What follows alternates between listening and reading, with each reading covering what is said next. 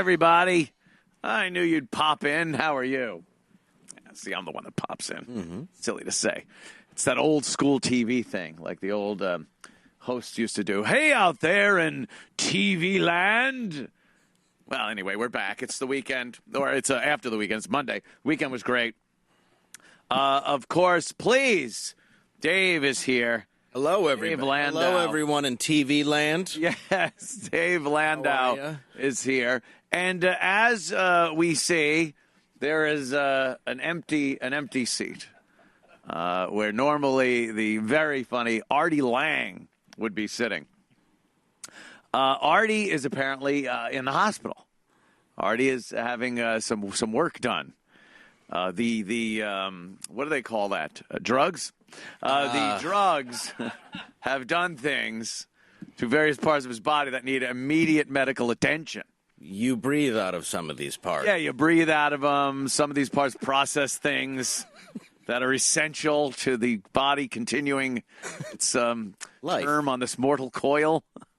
So Keith just went over and visited Arty. Had a little visit with Arty Lang. And after speaking with him for a little while, it has been determined that Arty Lang will be concentrating on Arty Lang. This is the deal. It has to be done. The guy is in extreme danger at this point, both physically and legally.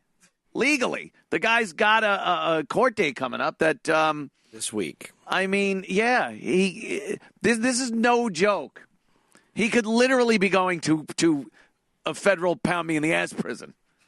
Not one of these, white collar fucking Bernie Madoff prisons. No, like we said, the prison that turned Robert Downey Jr. from junkie into Iron Man. Right, into Iron Man. That's what it did. I don't know what you see in those prisons, but it's very effective. Apparently, it makes you never, ever want to go back there. It's very effective. Very effective.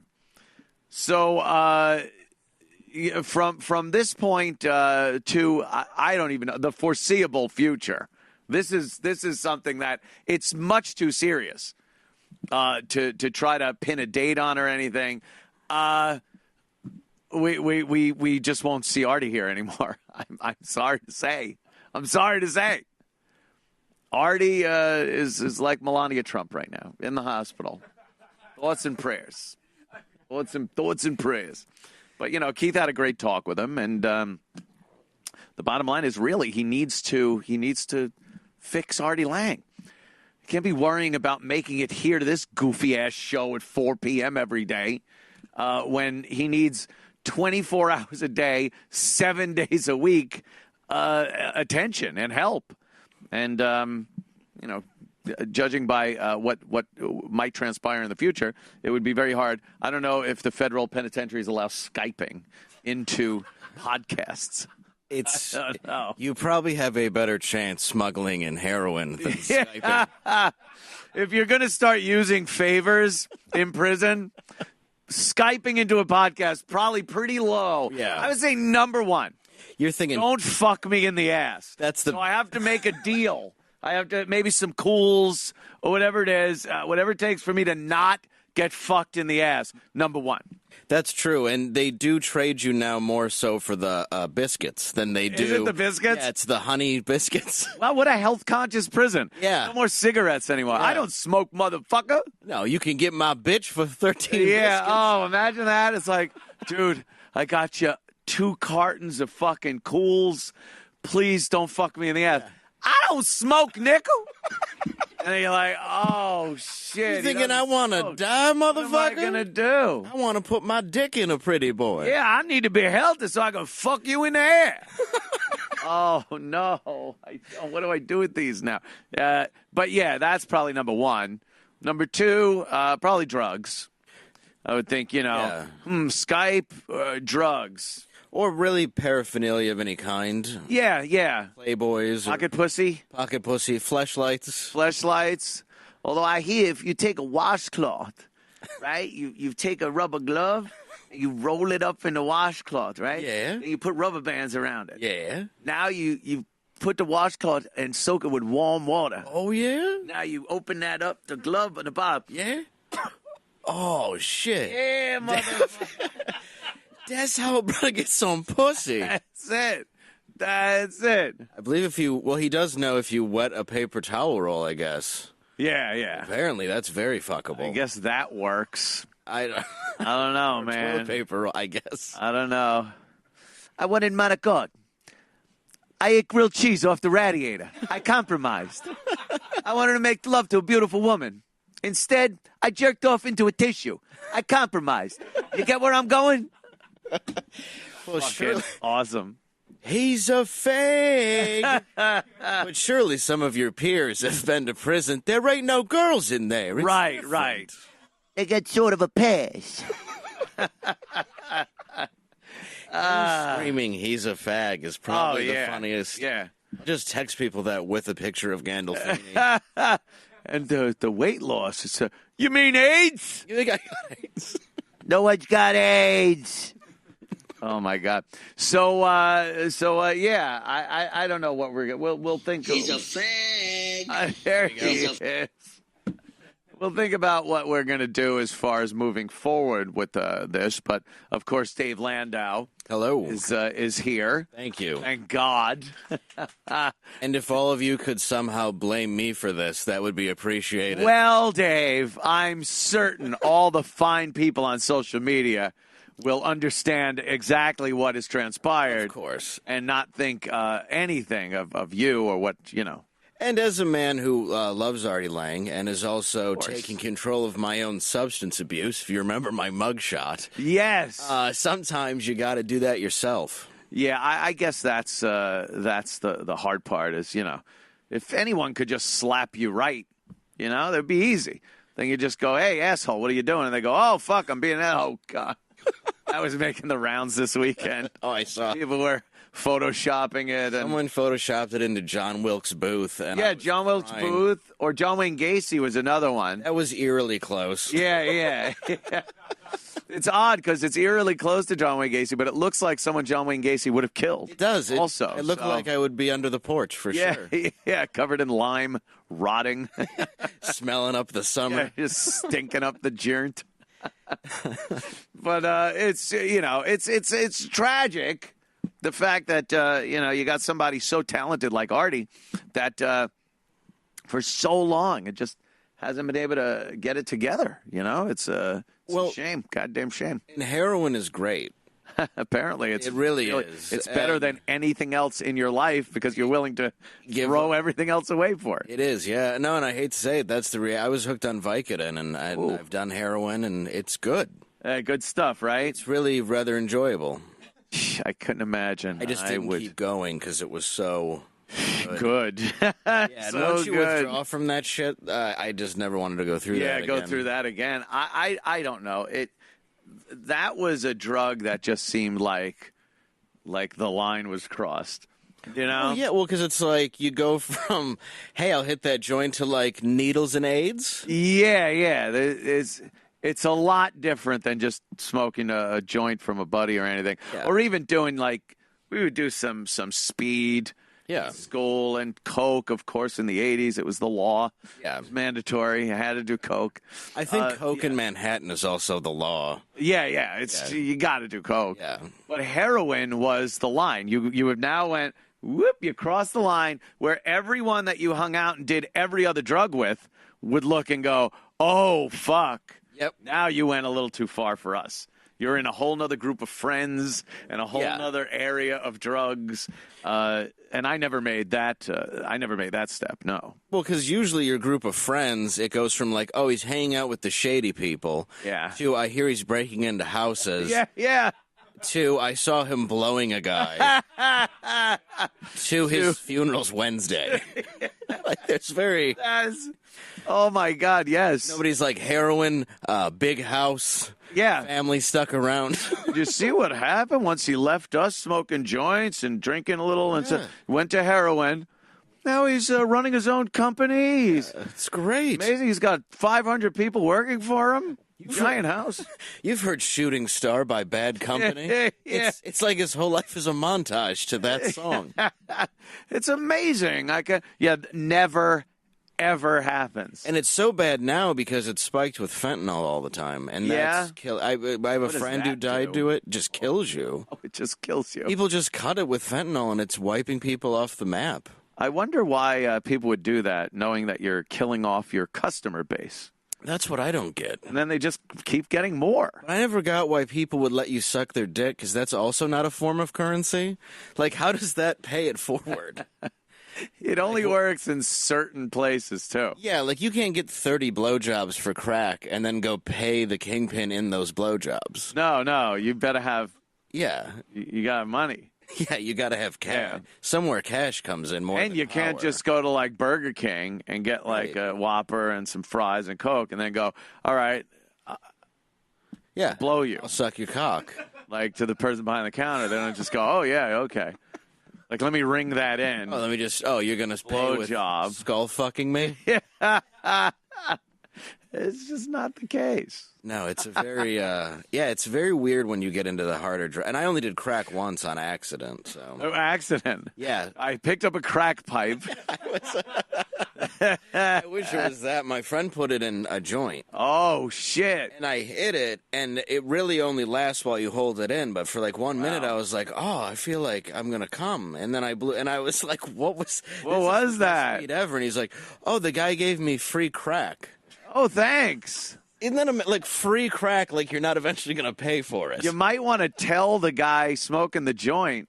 Right, and I, of course, hit it right after him, so all my friends are like, they're going to beat the shit out of him, and then we made him throw it all in the sewer, but I wanted more crack. At that point... I really was like, that was something else. I never went and got any, but it really felt... You wanted more crack because you had just smoked crack. On accident. That's the only thing that, like, oh, now I need more. Free crack. That's hilarious, too. Oh, he gave it to me. Oh, yeah. So, yeah, people don't give you free samples unless they think you're going to come back. You're going to come back. And fast forward like a month, and he's blowing the crack guy. Yeah, it's why if a Chick-fil-A opens, they're like, here's a free sandwich. Except this is way better. Dude, your point makes such perfect sense. Like, the dealer has to pay the guy. Right. So if he's getting blowjobs and giving the crack away, what is he, blowing the big dealer? Right. Is this like a blowjob Amway? Unless he's like inherited money. Pyramid scheme? Right. Like, he's gotten money for, like, it goes all the way to, like, whoever is Pablo Escobar now. Right. And it's just a line of people sucking his cock. Like, you know how many millions of people would have to be sucking Pablo Escobar's dick to make up? Yeah, for that money. For all those blowjobs. Yeah, apparently just street blowjobs is currency in Colombia and other parts of South America. You don't have to launder blowjobs. No, at all. So it's not like you have trouble. You might have to launder your shirt after. Yeah, but that's about it. Yeah, interesting concept right there. We have Martin Kove coming in. Dude, I saw that today, and I was so fucking happy. I just started the series. I'm only an episode in. Oh, yeah. But, yeah, that's crazy. And that nuts, he's fucking, Crease. It's Crease from fucking Karate Kid 2. Look at that shit. Isn't he like 70? Yeah. It's like 70. He looks better than I did at 15. It's terrible. Terrible. Look at him with the Cobra Kai and the sensei on. That's hilarious. I hope he comes in dressed like that. I know. In a karate outfit. Is he in a gi? Yeah. Is he in his sensei gi? He's been going around doing interviews. I want to get the other two guys on, too, of course, Machio and Zabka.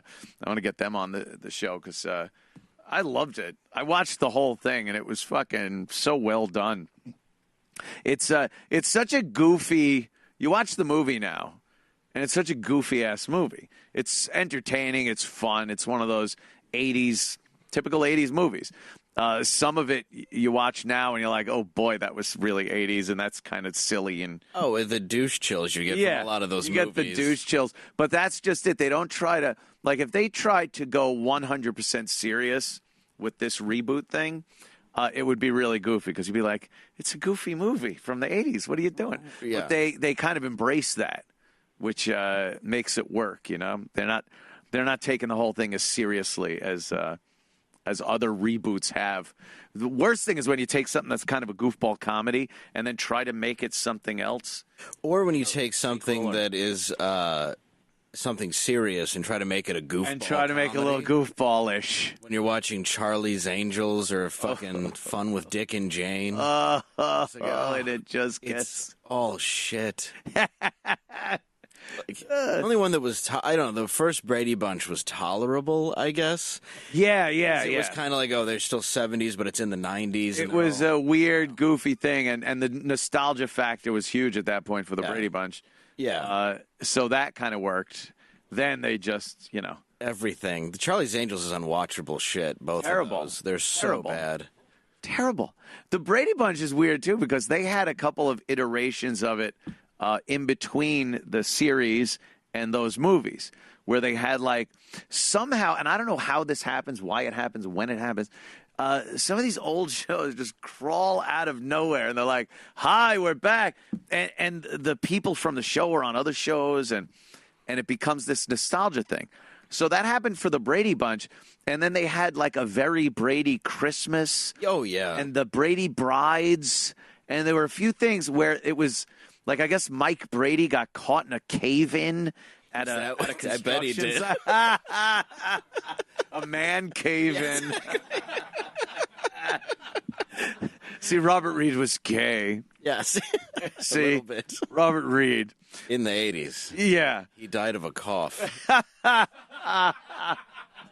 It was the dumbest thing, because, the Brady Bunch, it was a goofy, dumb show. And they tried to make it serious.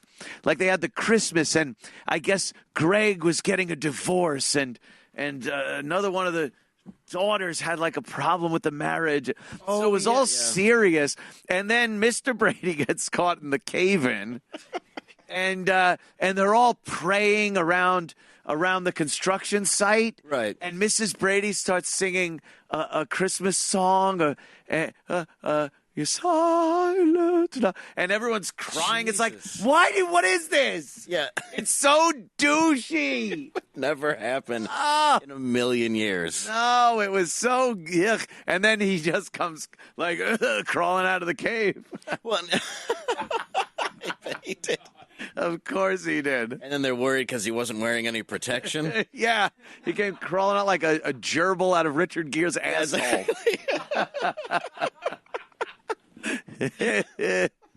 That's a guy who's got to live every day with that rumor, and it came from every day. Every day, Richard Gere goes out. Someone's going to look at him and be like, hey, he's got a gerbil up his ass. Yeah, he's like most celebrities are worried they're going to get recognized. He's afraid somebody's going to talk about his ass gerbil. The ass gerbil, which, again, started well before the internet.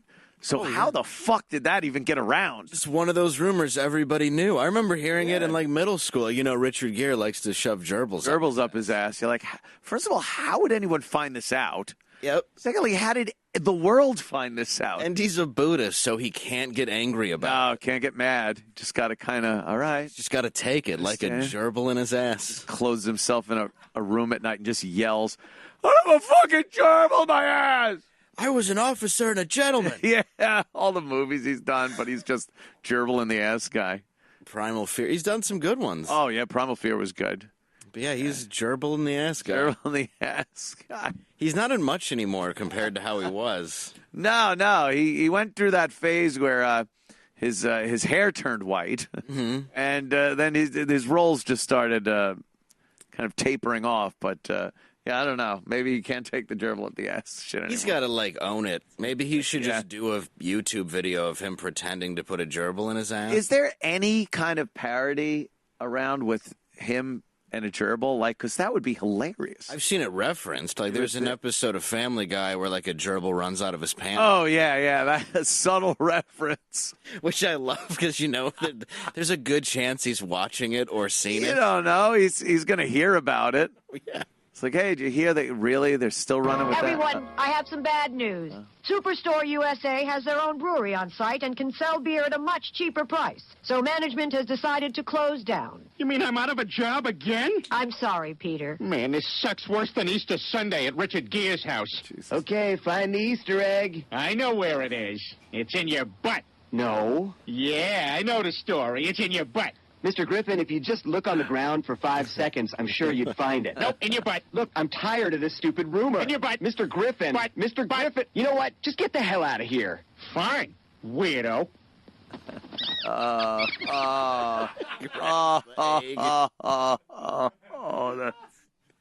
That's just...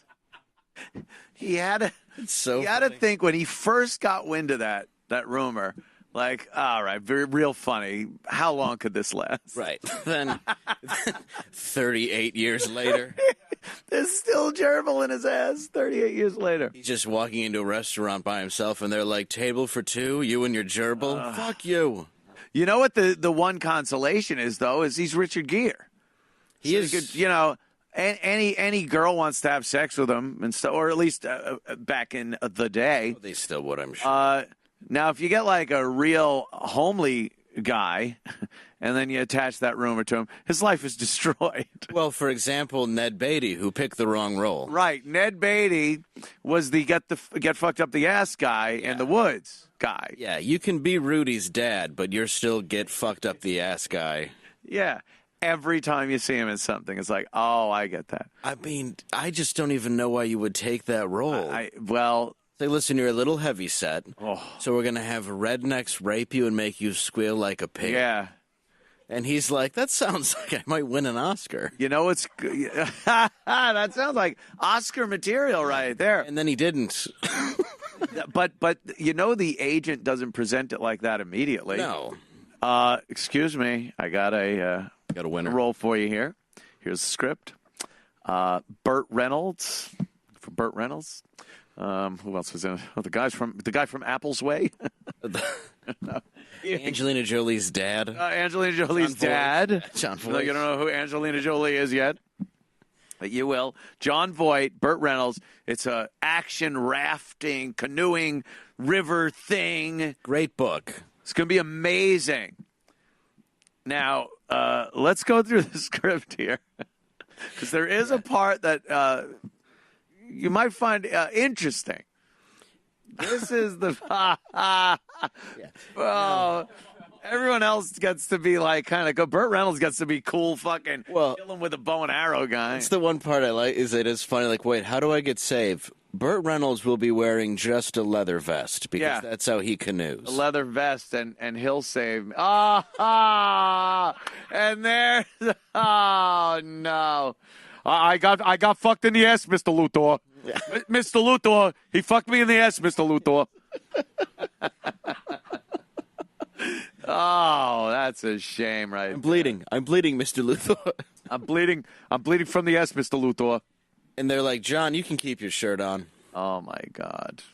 We just need Ned naked laying. Yeah, we just need Ned. With anal bleeding and a pile of leaves. What, were they going to do something to him, or? Uh-oh. Don't look good. You got volume on this? Oh, I think this is where he wants him to blow him, and then Bert saves the day. Is that it? What you want to do with it? He got a real pretty mouth, ain't he? He got a real pretty mouth. That's the truth. Oh, yeah. Here he is. That's what you want to see.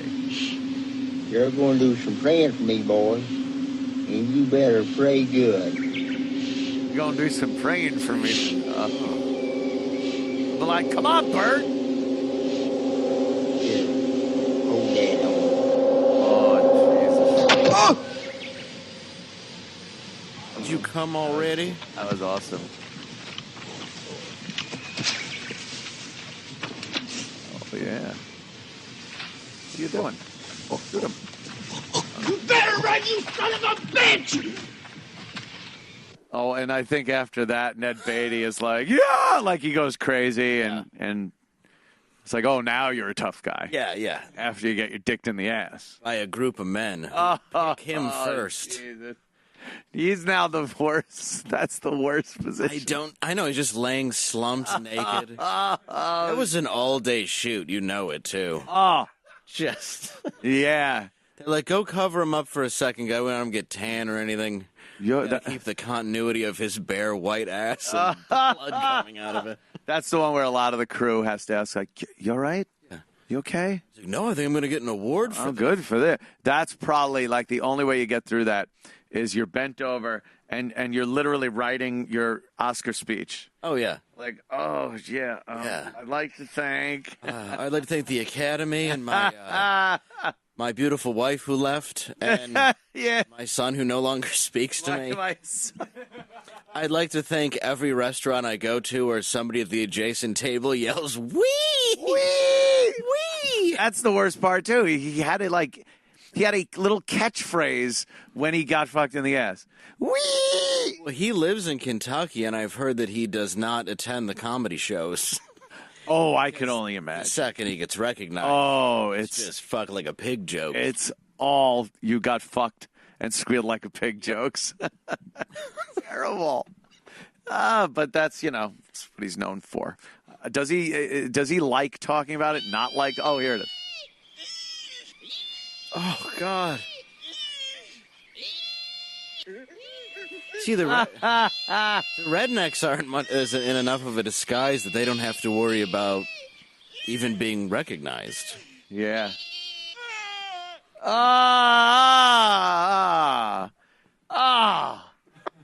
was a movie? That was in the actual movie theater, rated R? That was a movie I had to study in film class. Oh, did you? Yeah. Which was just something I taught myself in my apartment. No, that was one of the first things we learned. We had to learn about 70s films and why we had to watch that and Last Tango to Paris. God, was that when they found out recently the butter scene where he shoves butter in her vagina was not part of the script. He just did it. He winged it. Yeah. That was Marlon Brando improvising. I'm just going to put some butter in her pussy. Yeah. It's like, just Marlon, do whatever you do. That's great. He went in there and just decided butter. Yeah, he's the best actor around. Acting choice. What a good choice to sodomize a teenage girl with a stick of butter. It's such a. When I watch Deliverance, I don't look for any messages. I don't look for symbolism. I just see it as a twisted fucking movie. Oh, yeah. But I'm sure there's all these things, like in film school, I'm sure they would teach you that everything is representative of something else. And Ed Beatty getting fucked in the ass is what? The world? Yeah, it's supposed to be Nixon. That's Nixon. And I don't know. I just see it as a very disturbing movie that I'm really surprised got an R rating. Yeah, I'm surprised it got released. Because that is a long scene. Like, that isn't just an implied kind of, I'm getting a hint that he's getting fucked. Yeah. Like, it just goes on and on. Every thrust is on in that movie. And how they rated it R is beyond me. It's beyond me that it goes from a banjo off with a kid on a porch. Right. To 10 minutes later, a 30-minute rape. 30-minute man-on-man rape. Where Burt Reynolds heterosexually rescues them in a leather vest.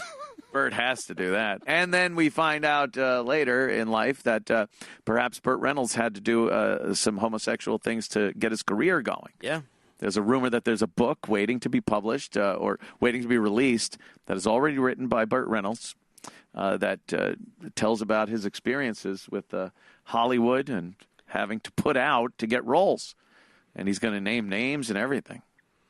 I would imagine most of those people are very dead. Probably. I could only imagine because they would probably have been older than Burt. Yeah, he's like, I ate Abbott and Costello's ass. Like, would it really? Yes. Yeah, you go over to MGM and fucking, what's his name? Mayor? Yeah, I was going to say the actual MGM. The actual MGM guy. Yeah. Goldwyn and Meyer. Yeah.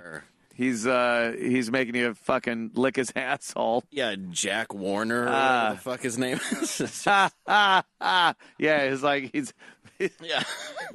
Bird's just got a face full of mayor's asshole. Yeah. And there's like, Sir, Bill Holden's here to see you. Tell him I'll be right there. They've got a young Bertrude Reynolds auditioning. A young up-and-comer. Yes. He's about to swallow his first role. I mean, land it. Shit. Just terrible.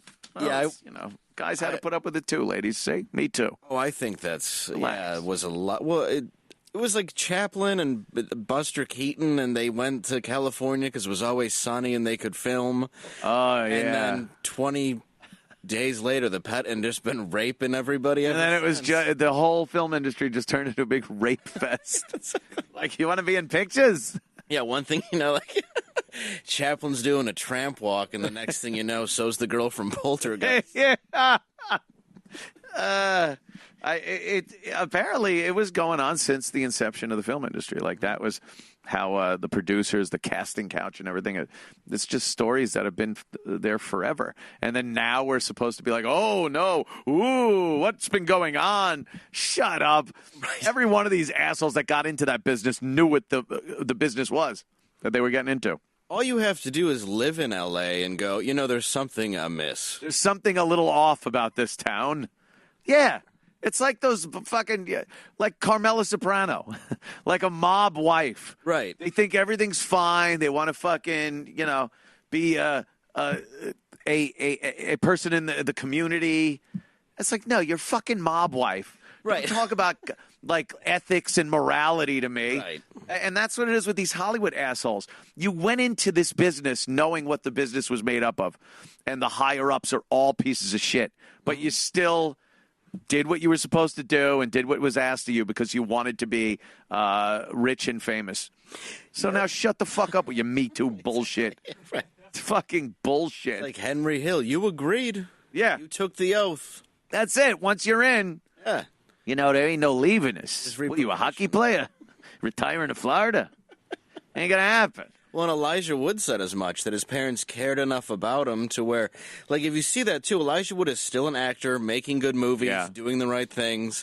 That's why people say, like, oh, it's just all those Hollywood stars getting fame too early. It's like, no, they're getting fucked. Fucked too early. It's not because they were in Home Alone. Oh, my God.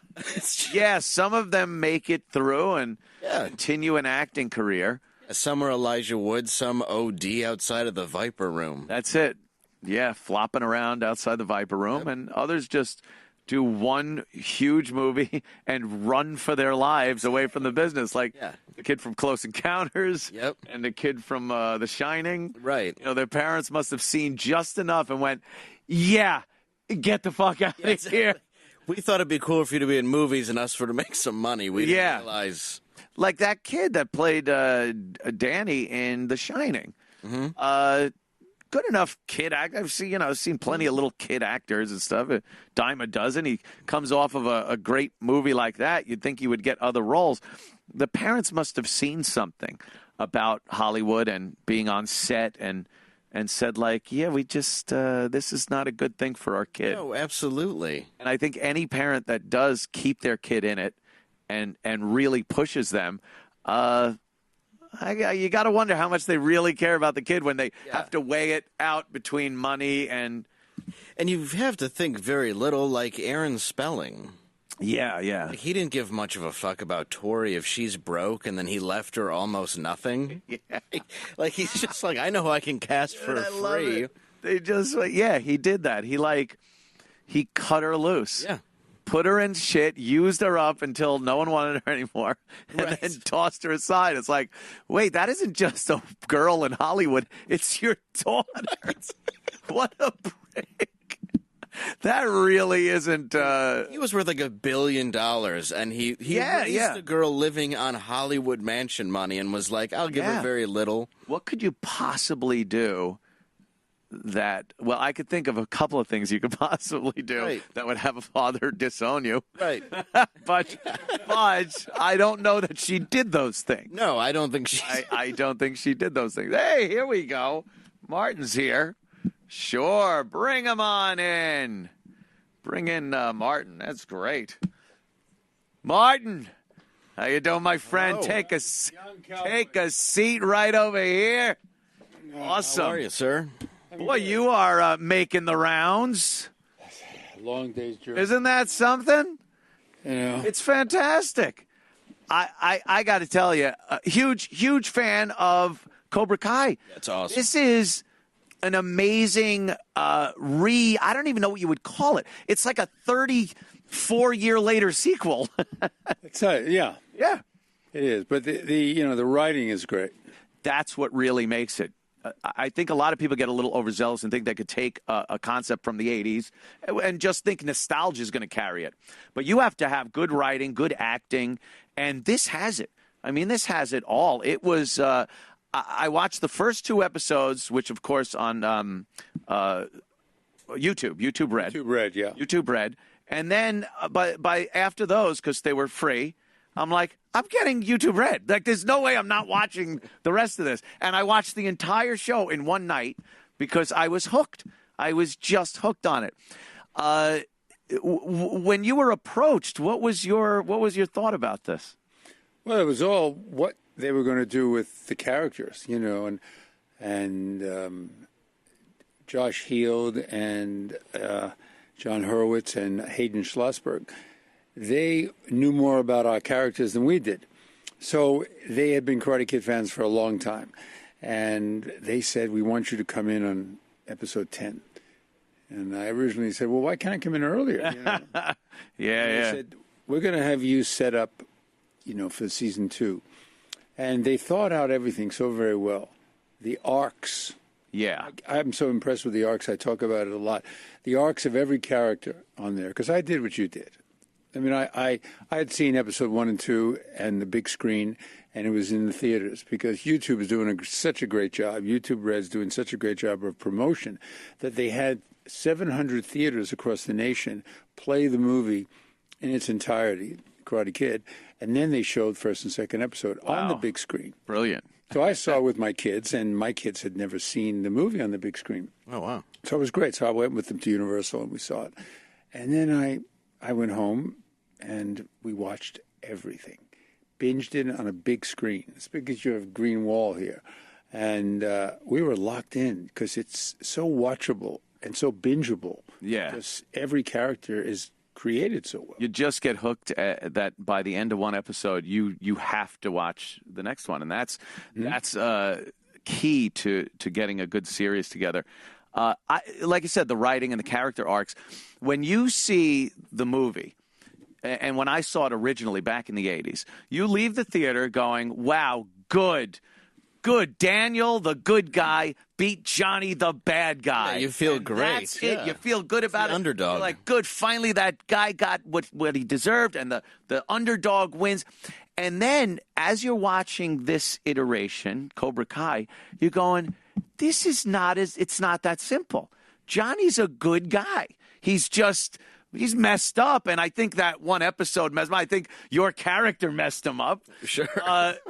And Daniel is not all that good a guy either. He's got these materialistic needs and this image that he wants to put. And for them to pull that together, because they could have just said, look, it's the Karate Kid. It was a fun 80s movie. Let's just throw anything at people. Years later, they'll eat it up because they just want to see these characters again.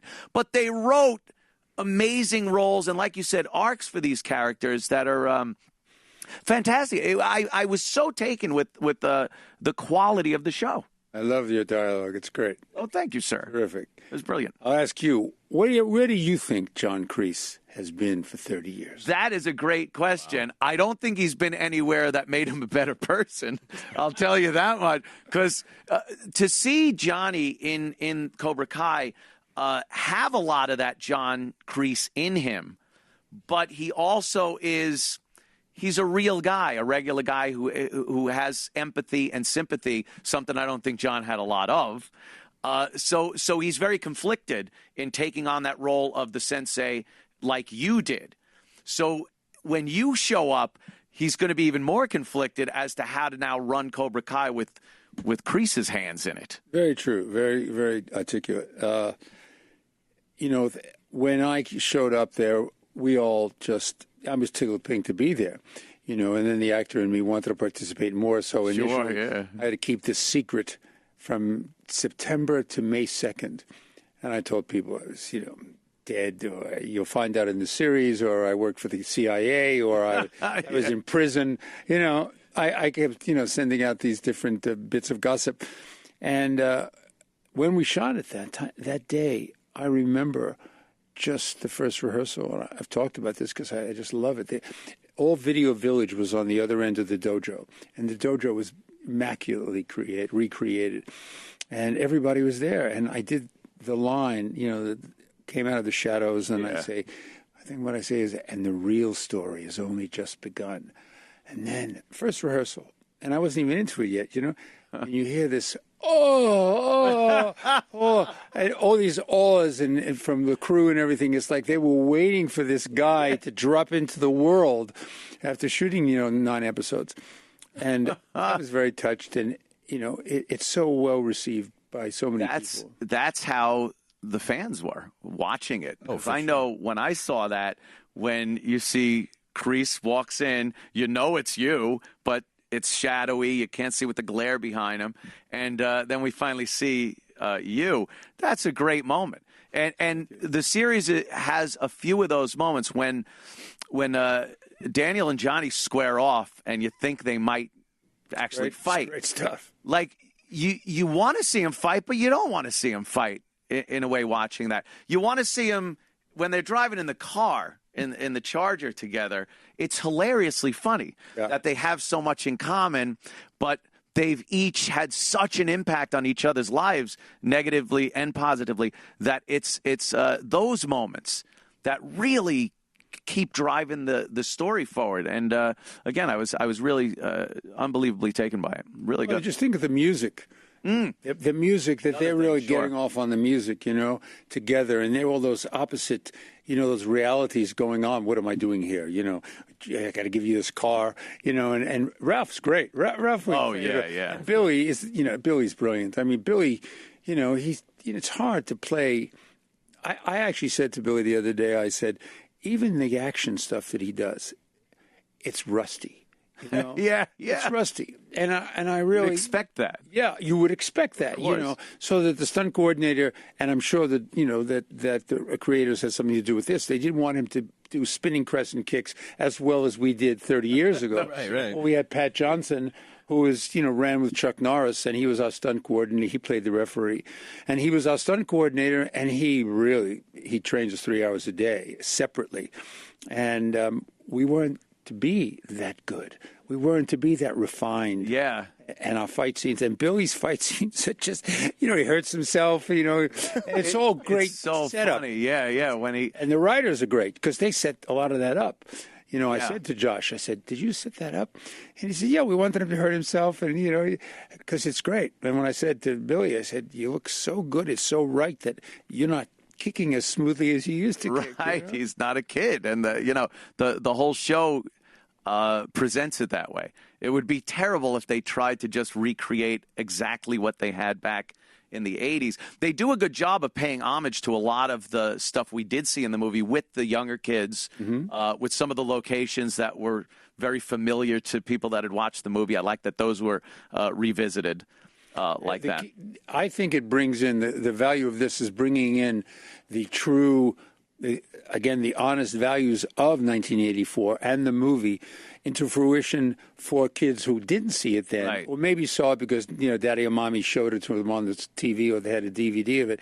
Now they could really get into the trials and tribulations of this generation. Yeah. These kids who are 13, 14, 15 in high school, just like Billy and Ralph were back in those days, and the world of karate and how it helps with discipline and how it helps straighten your life up, because it does. Yeah. John Kreese taught karate as an offensive sport. Well, it's really a defensive art. as Miyagi said. Mm-hmm. So I think it's a great lesson for everybody. And these cats thought of everything. I mean, these writers, these creators, the reason why we all like it so much, and I'm very tough. I mean, it's just done so well with every character. That's it. And it's so good to see, because a lot of times when you go with a reboot, you just know, oh, my God, cheesy. they're going to it's going to be cheesy. It's going to be disappointing. This just blew all that out of the water. And I like the fact that you could take some of the sensibilities and weird morality or political correctness of today, and that could ruin some things. But I like that Johnny is politically incorrect.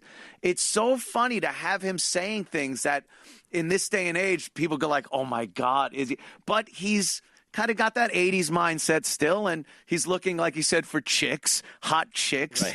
And just things like that are normal, and you don't have to eliminate all that to try to not be offensive. It's part of the character, and I'm really glad they put that in, too.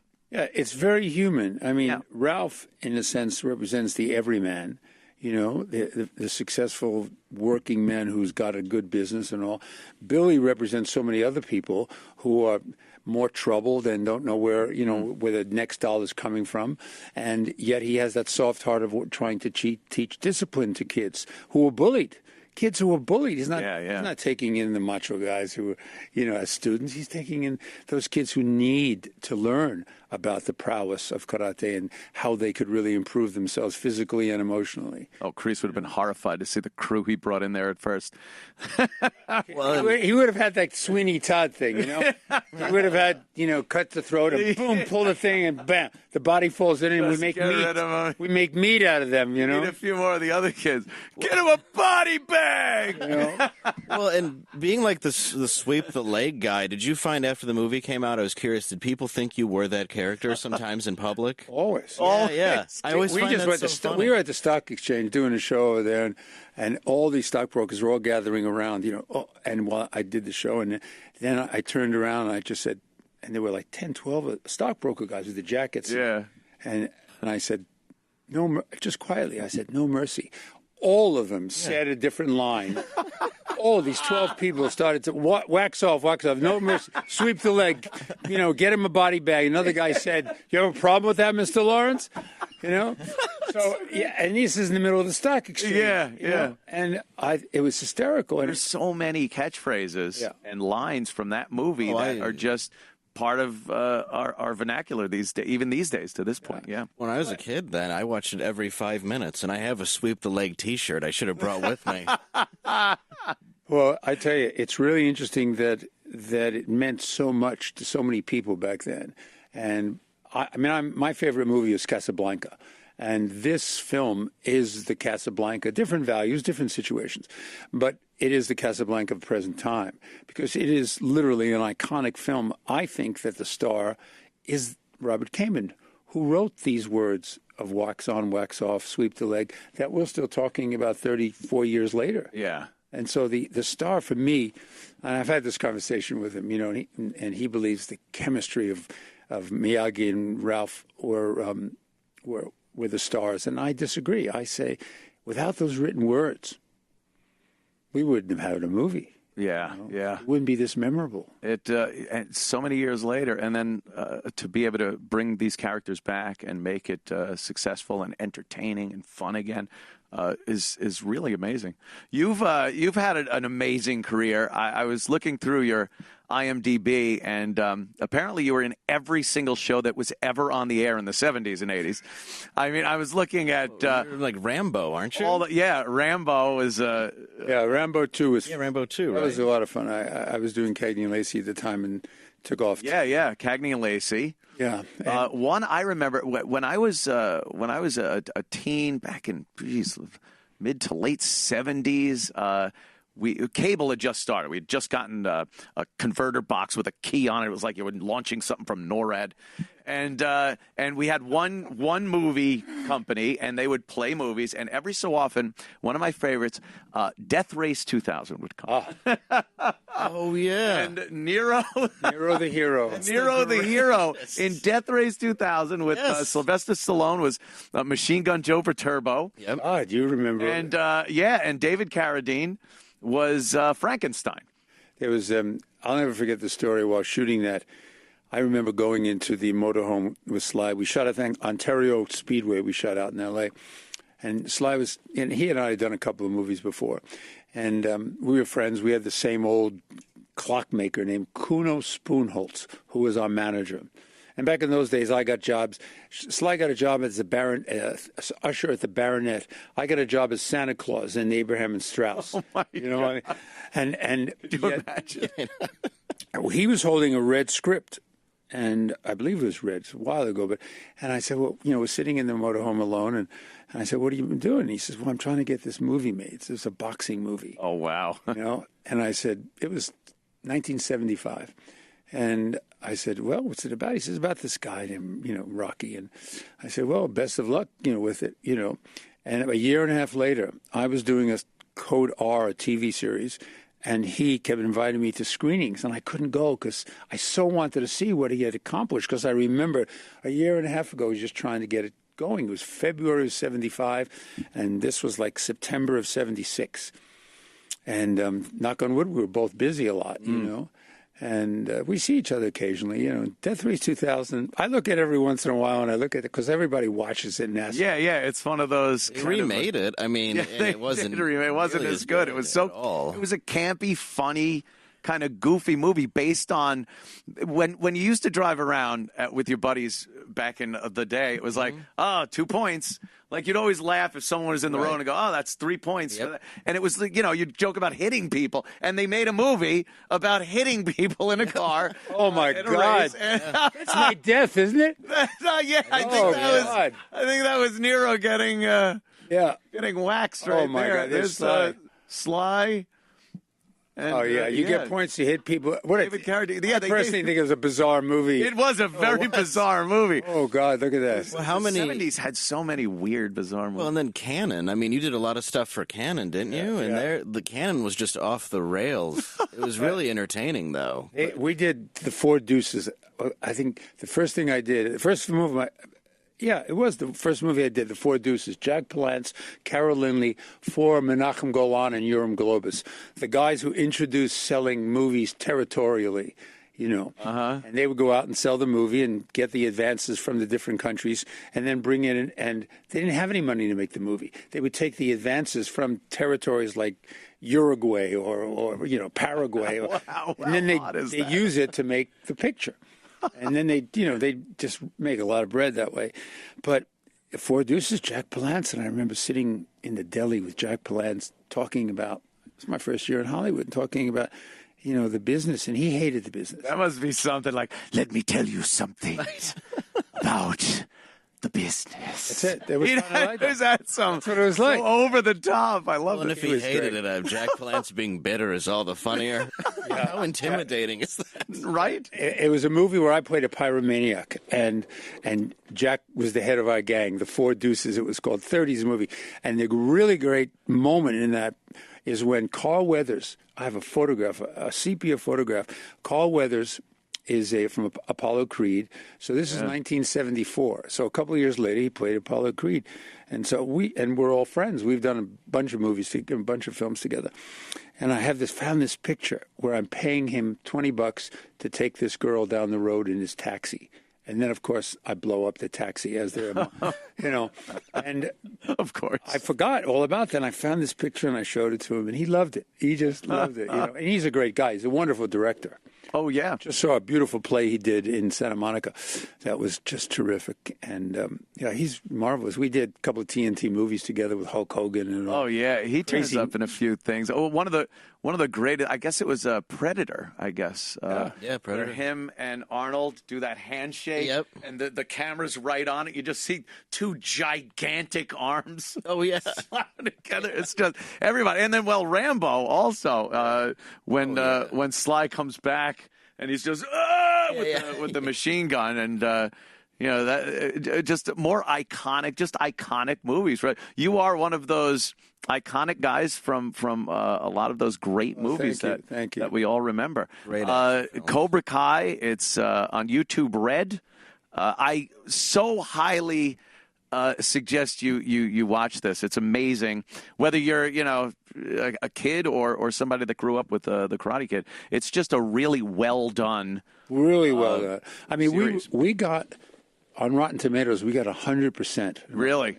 We had 24 reviews that were all positive. 24 out of 24, and as of yesterday, the day before, it's like 22 million views, and we amazing. And then I made the announcement that we got picked up for season 2 over in LA at KCAL. And it's exciting to be part of something that's really, really, it just not only visual, but so emotionally right for this generation. And I think this generation needs to see stuff that is not about Marvel comic books. It's not about exploding, you know, Superman shooting up and exploding the building as he goes. Just, you know, it seems to be too much attention these days are put on the bottom line. And to have so many different avenues and platforms to put things out on, like YouTube, you would think like, what? Don't I watch kitten videos on YouTube? What am I doing? I just made a confession.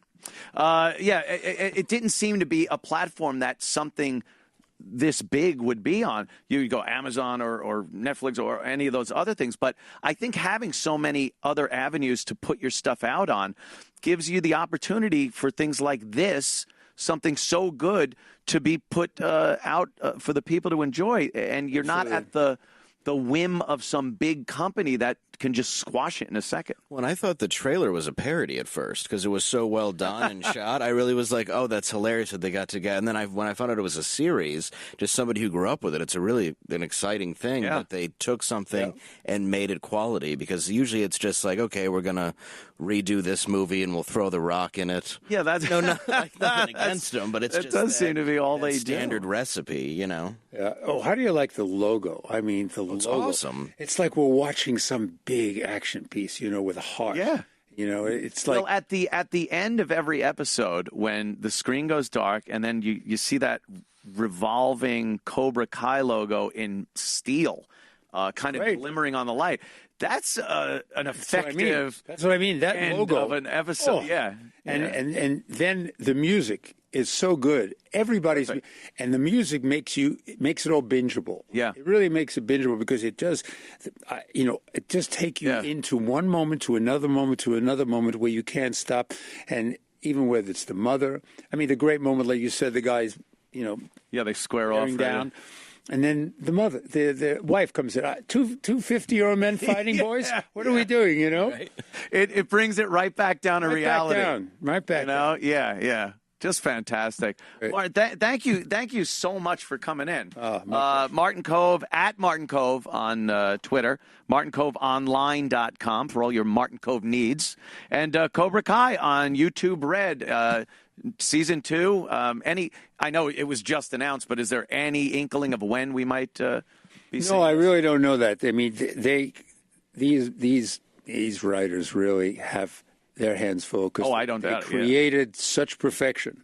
Yeah. So it's really be good to see another perfect season, which I'm sure they're capable of because they live, eat, and breathe, these guys. Absolutely. And you being involved in this is amazing because I really can't wait to see that bit of evil coming into the it might show. Might not be. Might not be evil. They were able to turn each character. You became very sympathetic to Johnny, and you became kind of like, hey, Daniel, you're kind of an ass. So it was kind of cool. Maybe Kreese's character is a little different, too. Yeah, he may be a priest, but I doubt it. I doubt it, too. Thanks so much, man. Right. Definitely appreciate it. I don't know what we got. I got to take a picture. I'm not going to not take a picture. No, so somebody get in front and juggle or something. I got to take a picture, too. Let's Hey!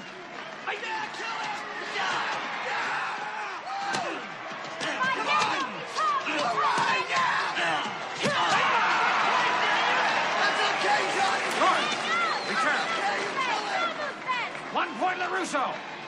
You're dead. Hey! All right, hey! Here we go!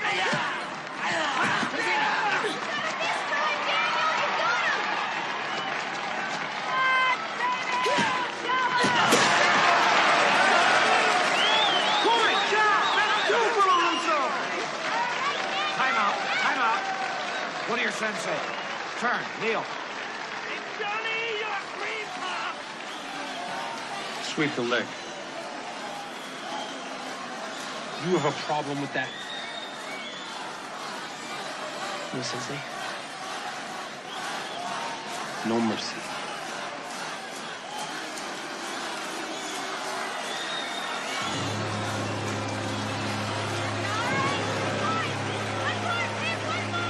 That's 2 points, LaRusso. Lawrence, nothing. Ready? Fight!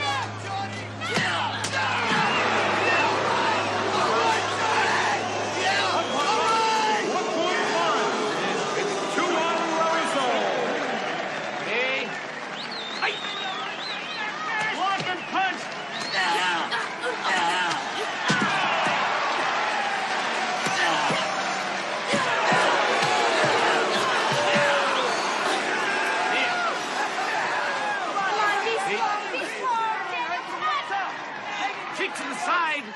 1 point, Lawrence. 2-2. Ready? Fight!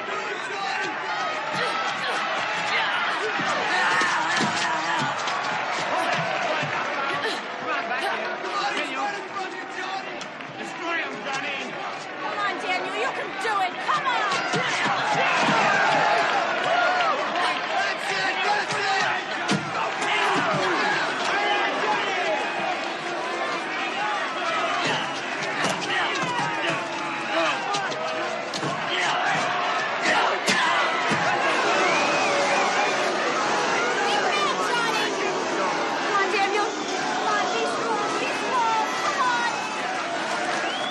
Okay?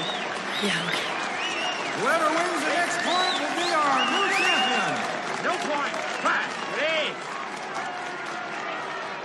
Fight! Finish him,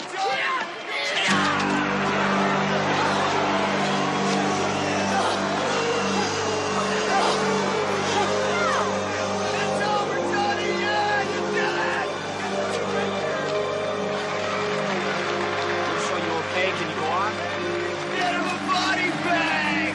Yeah. All right. Feet. Warning for illegal contact with the knee.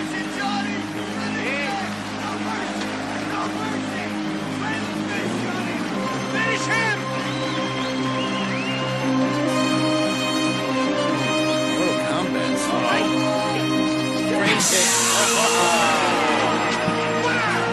Look, the guy's right out there. You know what would probably be a really Oh my goodness. fighting move? What? Crane kick. I got to be honest. I think Cobra Kai would have won that. Yeah. I think Johnny.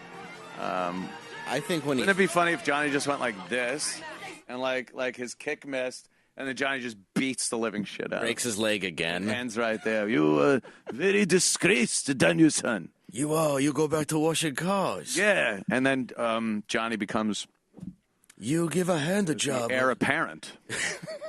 You give a hand job in the parlor. You were back to nails. I didn't know what to do there. I was enjoying the conversation. He's I was just awesome. staring at him like, this dude's the guy from the movie I watched 4,000 times. Isn't that funny? You're just fucking crazy. like you just sit and go like, yeah, that's that guy. I was just glad that I got to ask him one question is if people thought he was his character, and it's everywhere he went for the longest time. Because that has to be weird. Could you imagine, like after Karate Kid and Rambo and things like that, and then you walk around and people just going like, oh, you mean person. And you're like, I'm an actor. It's an actor. Yeah. But so many people, I mean, in fairness, when he did sit next to me, I was like, it's the Cobra Kai guy. It's the Cobra Kai guy. Bad son of a bitch. It's the Cobra Kai guy. It's fucking awesome. But yeah, the people who don't know television isn't scripted, that just, there's really a huge amount of people. They honestly believe the character is mean or. Well, even to this day, that show, it's about the women in prison. Orange is the New Black. Yeah, my wife watches it, and one prison guard impregnates a woman. They got so much hate mail and were attacked so much on the streets that they had to announce, like, she's not really pregnant, see? Yeah, people are really stupid. Yeah, I'm not really a prison guard. You hear those stories of years ago when Orson Welles did the War of the Worlds broadcast on the radio, and people were jumping off of buildings and frightened about aliens. It's like, how stupid can people be? And I guess the answer is really, really stupid. Just if you're immensely gullible to the point of suicide, it's probably good that we don't have your genetics. Maybe it's good. It's like they're blowing up the White House, and you're like, oh, no. Well, that was hilarious. And what was that, Austin Powers? When Dr. Evil played that.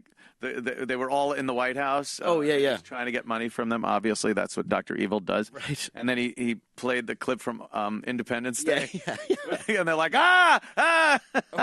When he goes back and he's like, I want $5 billion. And they're like, that amount of money doesn't even exist.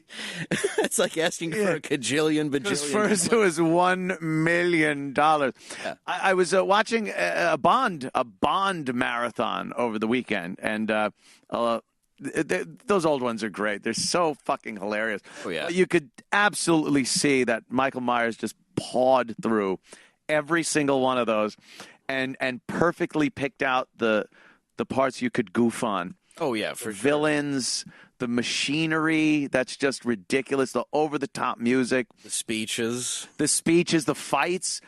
Every fight. I was watching, I guess it was it Thunderball was the one underwater, and then the one before Thunderball, Goldfinger is another one. Like whenever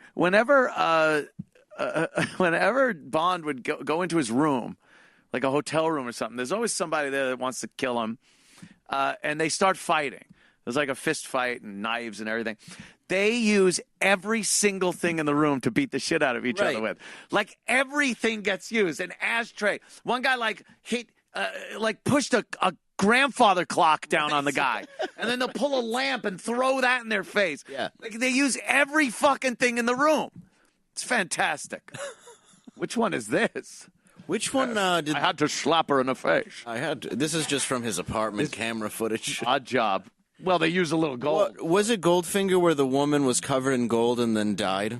Yeah, I think that was another Fatty Arbuckle rumor, though. Was it a Fatty Arbuckle rumor? Yeah, that she didn't really die from the paint. Okay, because I found that out on Twitter this weekend that I was inaccurate. Fatty Arbuckle, it was a rumor that he raped her with a Coke bottle. Yeah, I still am going with it. Yeah. You're not telling me he didn't rape her. Apparently he crushed her, whoever did this to her, crushed her bladder with their weight, and then she died 4 days I'm saying later. it's Fatty Arbuckle. What's he going to do, sue me? I mean, yeah, that's true. It's fucking Fatty. The guy died of shame 100 years ago. Yeah, it's fucking, your name's Fatty Arbuckle. Yeah, some guy corrected me, and I'm like, I will order the book because I kind of am curious now. I would like to know the real story. Why isn't that on Forensic Files? Yeah, but the book Fatty said that it was, if this is what it's called, was about raping her with a Coke bottle. Yeah. I heard he was fucking her with a Coke bottle. Right. And then he pulled it out too fast, and she, pink socked. That's what I heard, yeah. Bled all over the place. It was a full Coke bottle, and unless you tell me different and show me facts, I'm sticking with that one, because that is an awesome story. Yeah, and I kind of believe, why wouldn't a Coke bottle kill you during a rape? Right? Well, it would. According to NCIS and that shit, if you get raped, you just cry in a shower. A little blood goes into the drain. You do the rape shower. Did you live? Which I had to do the rape shower Friday. Oh, no. It's the worst. I had to do a rape shower Friday. I went to the doctor for my physical. Oh, no. Just a regular old physical. Yeah. And, they do everything. They check your heart. They look down your throat, ears, nose, the eyeballs. Everything gets done. They check... they check everything. They do that thing. I hate this. When they feel your around. Lymph node, I can't take it. And then, after it's all done, the fucking closer, the encore. Yeah, you see, he's got the doctor set list. Look in the mouth. Oh, shit. He's going to actually go from check pulse to put the stethoscope on your back and breathe deep. It is all right. It is hard to go from asshole to mouth, though. They saved that one for last. They have to. And this doctor, I tweeted a picture of it, actually. Yeah. Oh, no. I tweeted a picture of the equipment, and I said, do you have to leave this out for the whole fucking exam? I at least want an element of hope that you'll forget. The threat. I'm walking out the door, and he goes, oh, fuck, I didn't stick a finger up his ass. Yeah. And I'm, I'm peeling out of the fucking parking lot. There's a little tip jar in case you want him to do it without the glove. But it's there the whole time, and I'm just looking like it's at some point he's grabbing for it. He's grabbing the tube of lube and the fucking gloves. If it wasn't your asshole, you'd almost think it would be funny for when they do that to be like, yeah, that's good use too. Oh, God. It's just fuck with him back. So I'm like, balls a little. So he goes, all right, and then I guess to get into it, he goes, when was the last time you had a prostate exam? Like, so he knows. So he's telling me right then, prepare. I'm going to shove a finger up your ass. Well, and he should have your chart. He just wants to hear you. Well, Well, it's the first. It's a new doctor, so it's a first timer. It's not the one you've been seeing. It's like, when's the last time you had me in you? Why haven't you been back? I've missed you. I made us a little dinner. Lowering the lights. Oh, shit. I didn't get your card for my birthday. Yes. Oh, shit. See, it's been 2 years since you've been in. You need to come in annually. So he's like, when was the last time you had a prostate exam? I'm like, a couple of years ago. You know, my doctor retired or some shit. And he's like, okay. And I'm like, and I went, oh, fuck. I go, by the way, Doc, this is why men die from not going to the doctor. They should have a regular checkup without this, and then the other extra one with this, so that if you die of prostate cancer, it's your fault, but at least everything else is there. You could go through life going like, well, my liver's good.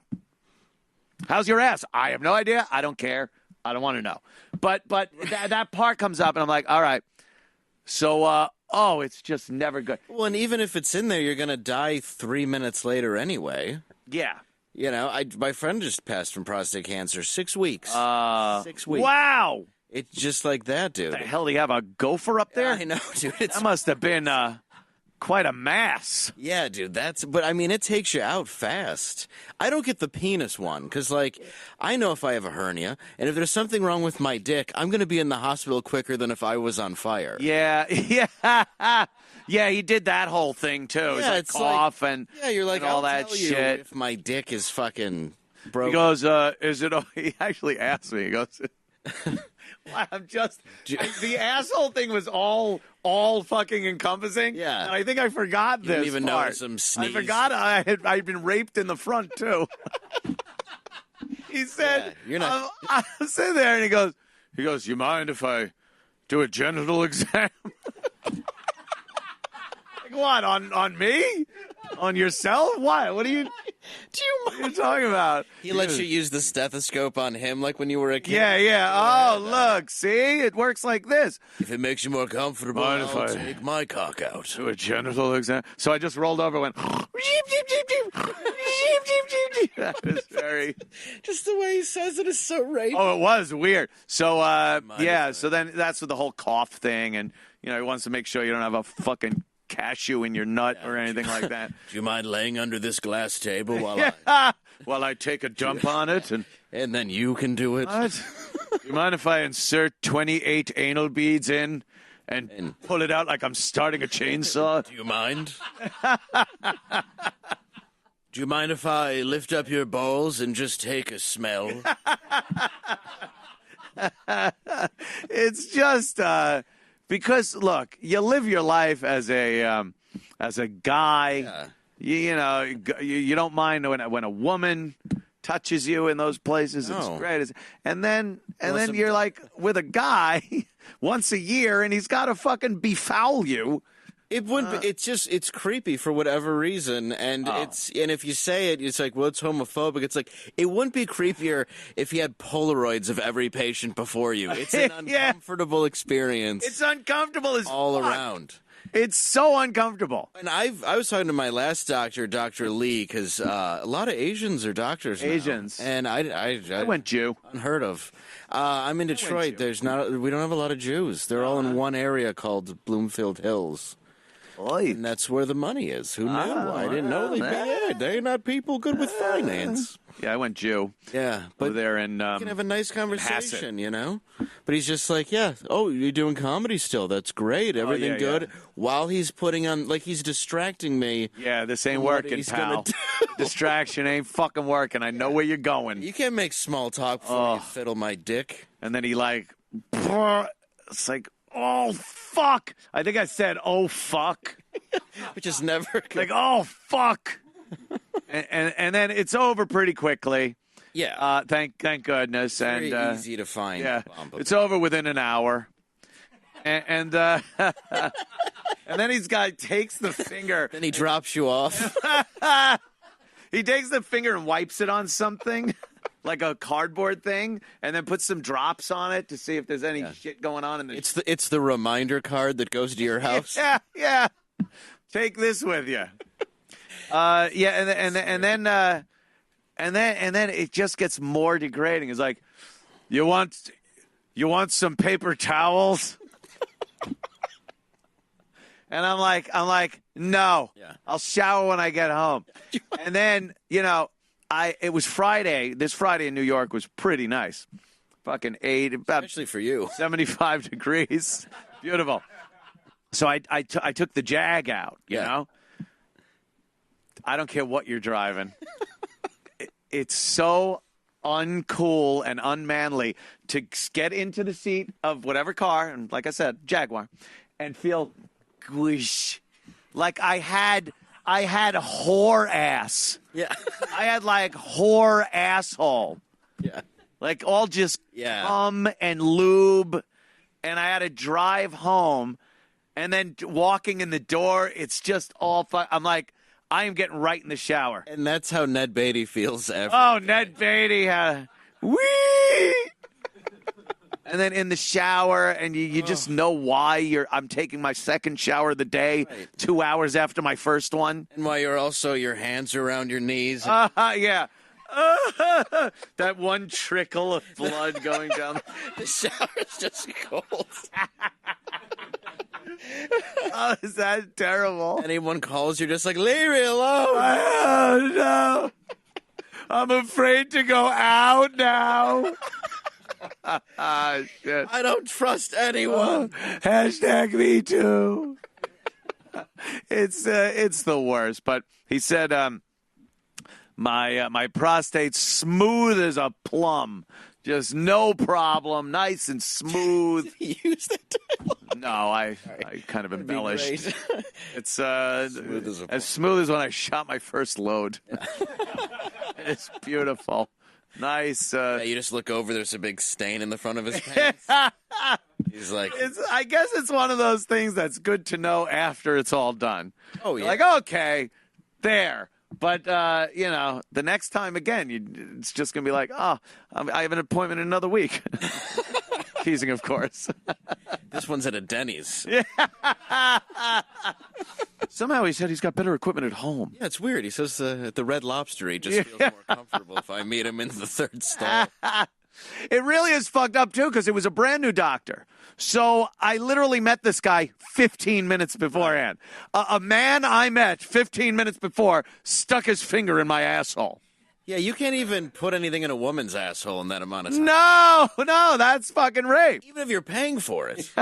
They're like, hey. Even the cause had to wait for the drugs to kick in. Right? Jesus Christ. Never got any. You're still awake over there. Let me see what your eyes look like. You're looking tired, Janice Dickinson, and maybe you'll go to sleep, and I'll fuck you with my big purple dick. 15 minutes. Bam, he's got his finger in my fucking ass. That's insane. It's just the worst thing possible. But knock wood, all checked out. You got to think the doctor, it's not a picnic, though, unless he's into it. He goes, I do more of these than I'd like to say. Right. Like, okay. Yeah, like he wants to still shake people's hands when he meets them. Oh, and then you look in the waiting room. Look, believe me, I know I ain't no fucking prize over here. But you look in that waiting room and like, oh, okay, he's going to be shoving his finger up that asshole. Oh, yeah. And that guy's probably got hemorrhoids dripping down like fucking melted mozzarella. Every time I go into every time it's like the goop in Alien. Yeah, just got don't touch that. Get a pen. Yes. Egon's got it's eating through the hull. Yeah, you gotta. I hate going to any doctor, especially like even if you go to an urgent care because you only have a few minutes. Like the second I walk into an urgent care, I now feel healthy. Like I don't want to catch. You all of a sudden your body goes, oh no, I'm fine. I'm good. I don't want to sit next to these bags of shit. Yeah. I'm just putting down like a paper towel onto their chairs. It's terrible. Do you want to have a seat? No, I don't want to be around any of these. Some of the people that, and I don't know why I feel compelled to, when I walk into a doctor's waiting room, I feel compelled to look like I'm healthy. Yeah. Like I have a spring in my step. I move quickly. I get up and down from the seat very quick.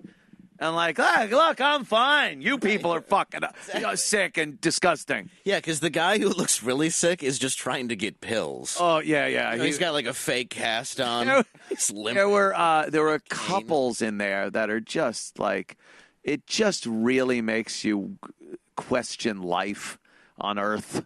It's just... Look, smooth prostate doesn't mean you're okay. Look at this motherfucker's gotta fuck with me. I'll go back to where I am, but this guy's gotta fuck. You gotta fuck with me. I got a finger up my ass. He told me everything's fine, and now you gotta give me a fucking problem? Gene, sir, what's up? Anthony, am I on? You're on. What's up, my friend? Yeah, okay. Yeah, just because you have a smooth prostate. Mine is pristine, but I was diagnosed with cancer, about 3 years ago? But it hasn't advanced. I go in every 3 months, and now every 6 months, and I get checked out. Just like and I'm fine.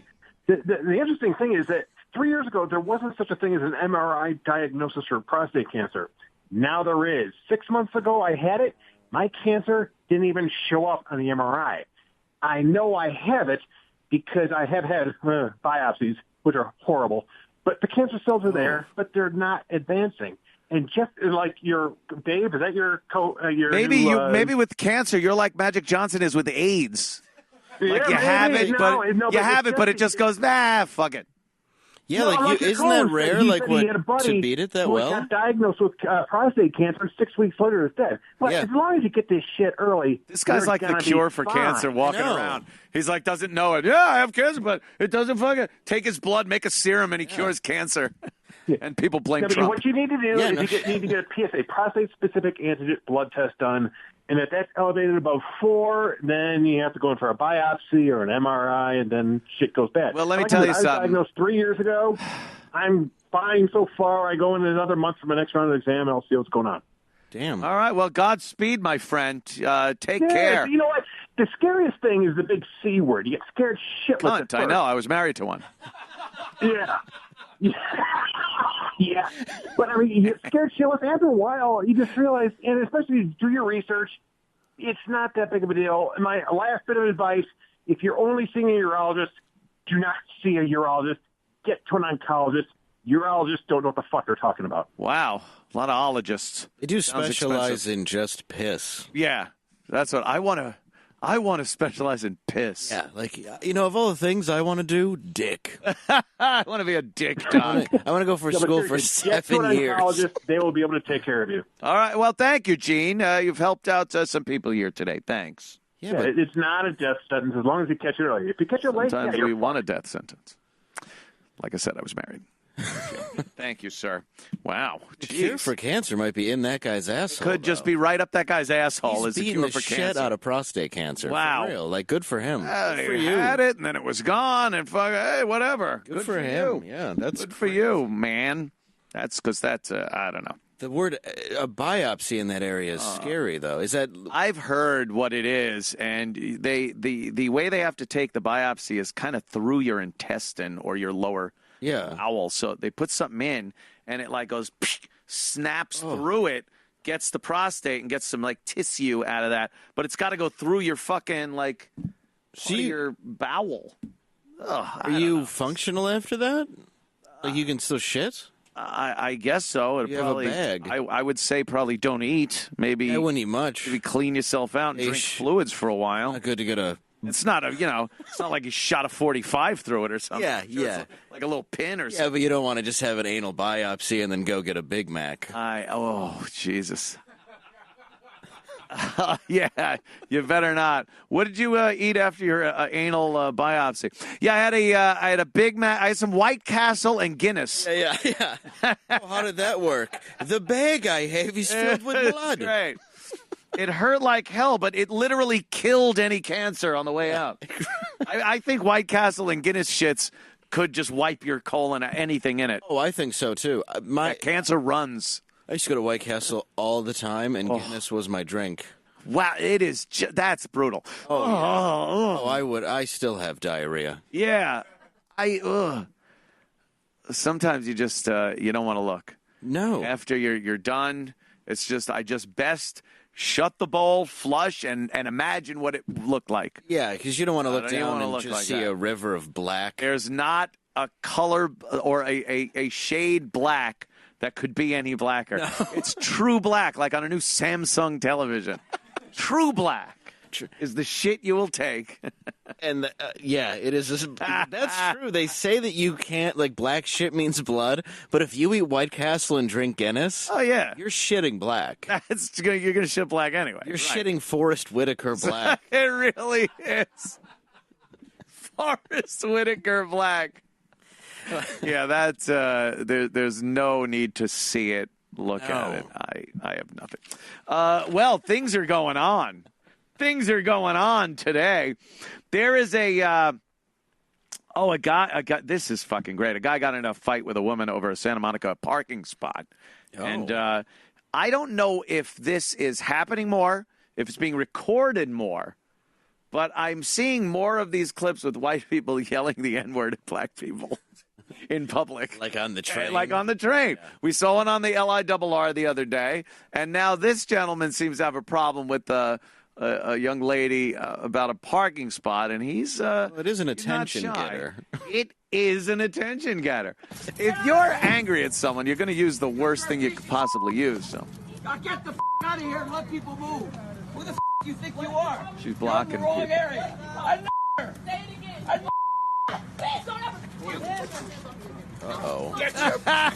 Old crazy old white dude. Leave right now. Leave right now. Get the off of me.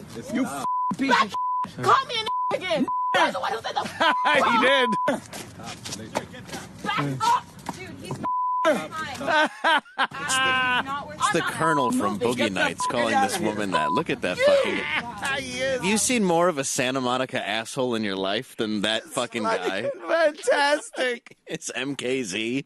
But I gotta tell you, it's kind of refreshing. Yeah.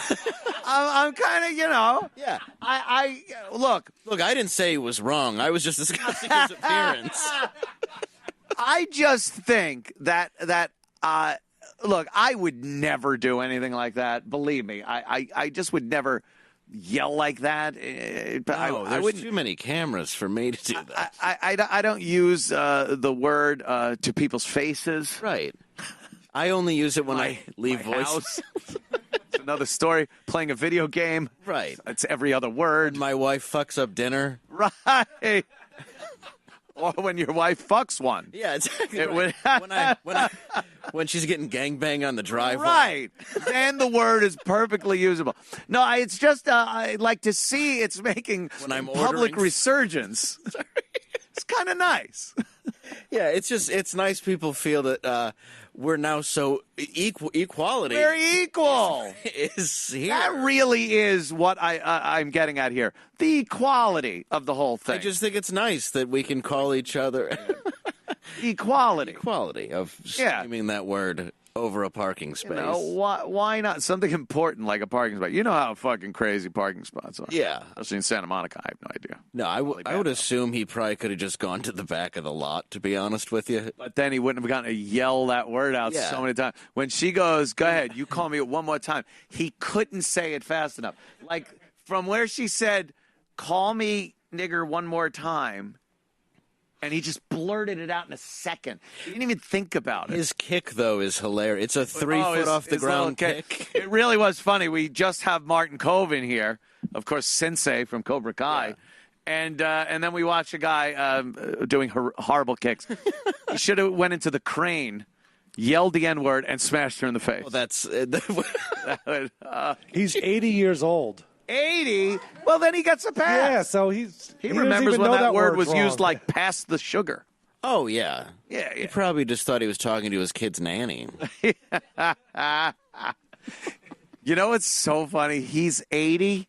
He's fucking had it. Oh, yeah, he's done. He's had it. His bitch of a wife probably made him go to the mall anyway. Oh, right? It's something he didn't want to do that day. And he's like 80 fucking years of just watching the progression of civil rights and everything. He's like, fucking piece of shit. Why the fuck is shit? And then like that moment was just like, bah! And he just lost his mind. Yes. That's Archie Bunker. I found the unedited video if you want to watch it. Do I want to? Do I want to?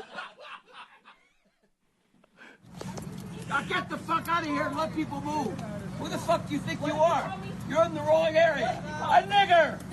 A nigger! That's a terrible kick. Listen, leave right now. Leave right now. Get the fuck off of me. Why is he charging You fucking at her? piece of shit. Call me an area again. Nigger! You're the one who did the fucking wrong. Nigger! Back off. Dude, Nigger! fine. Get out of here. He's not worth I'm not fucking Nigger, moving. get the fuck out of here. Fuck you. I'm not moving. I feel the guy in the vest isn't doing his job. Oh, no, the security guy just like, He's just don't glad call ice on me, man. Yeah. He's like, hey, as long as he's not yelling spick. I don't really give a fuck. Well, miss, he never yells spick or wetback or... Oh, he seemed to be all right with me. Yeah, oh, God. Call me nigger. He didn't even... Oh, it was like that. And like 6 times in a row, and then you just see the SJW, you go home. Yeah, It's like, don't get involved. Get in your fucking car. Leave it. Let these two sort it out Yeah. in civil fashion. Trust me, someone's recording it. Yeah, don't worry about it. His life is ruined. Yeah, don't worry. Don't worry, his life will be completely destroyed. Everything that he's still around for the rest of his 80. life, this will be brought up. Like what, though? You know, the guy's probably on some kind of pension. And, you know, did they get a name or anything? They got a... Oh, they yeah, do? his full, like, middle, last name, everything. Frederick Allen Shinerock. Or Shinerock. Shinerock. I'm Frederick Allen Shinerock. Hey, Bonnie. It's Shinerock. Hey, isn't shine also a racial slur for... Yeah, maybe that's it. Ironic. Maybe for his whole life, people were going, hey, Shine. Hey, why don't you shine my cock? I ain't no Shine. I ain't a shine. Now go get your fucking Shine Rock.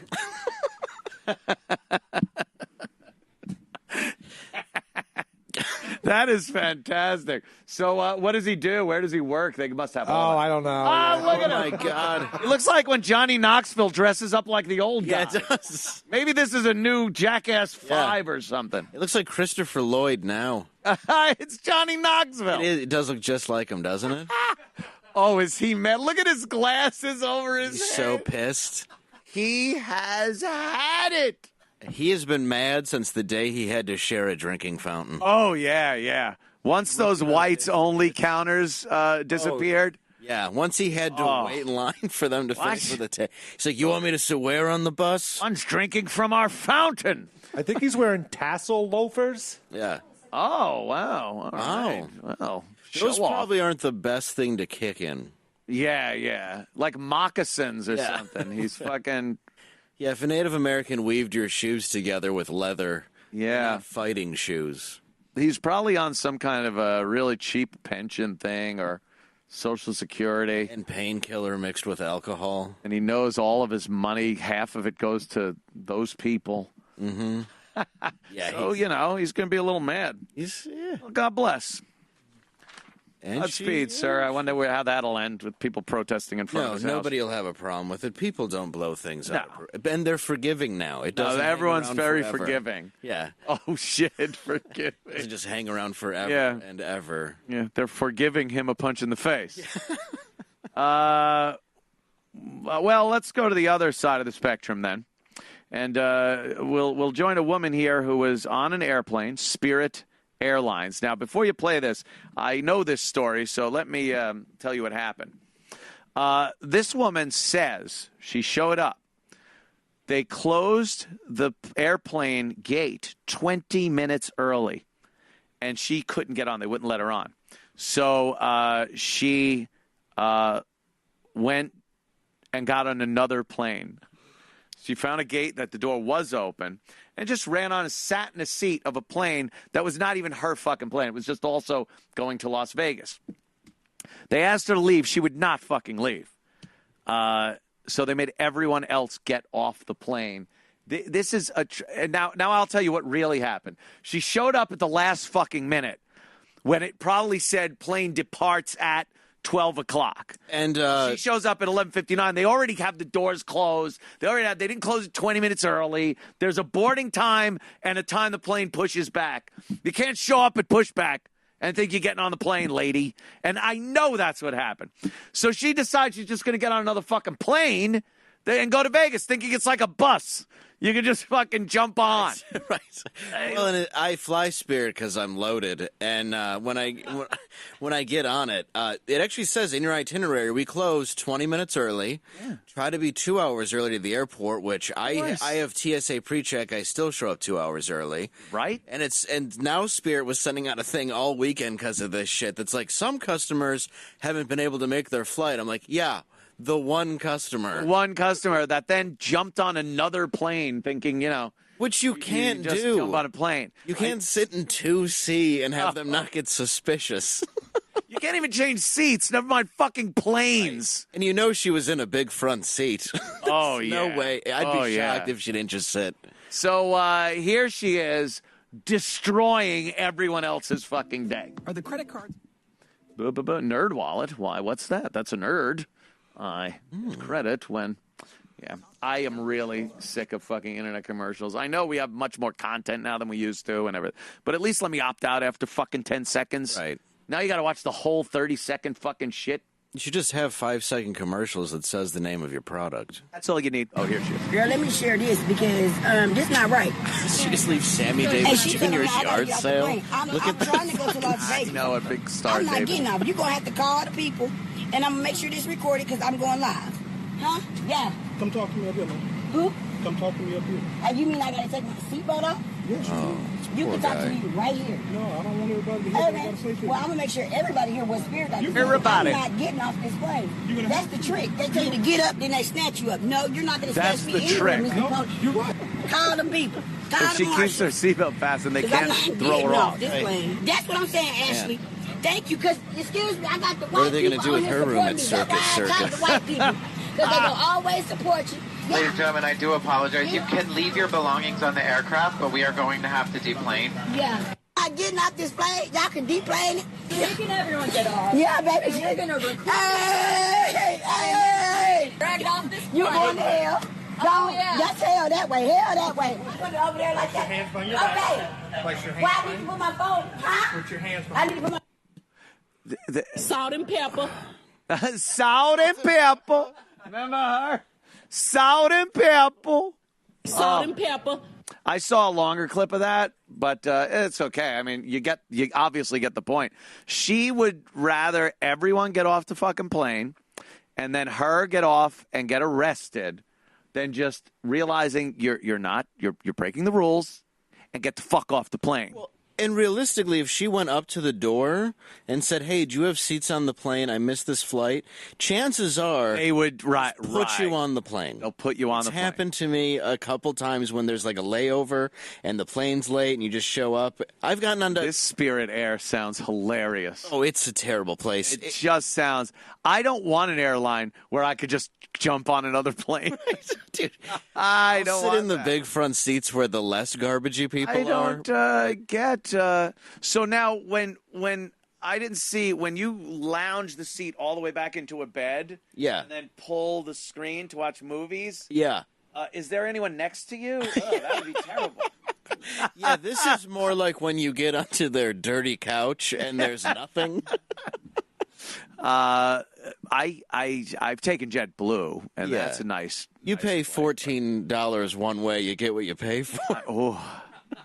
Boy, they really are kind of just like. But that's why to check your rich. luggage, it's $93. You know, it's all kind of. It's why that woman flies that airline. Yeah, yeah. And It's like what airline reflects the piece of shit I am? I wonder what's it like to be in Vegas with her? It's all about like vouchers and getting free buffets. Yep.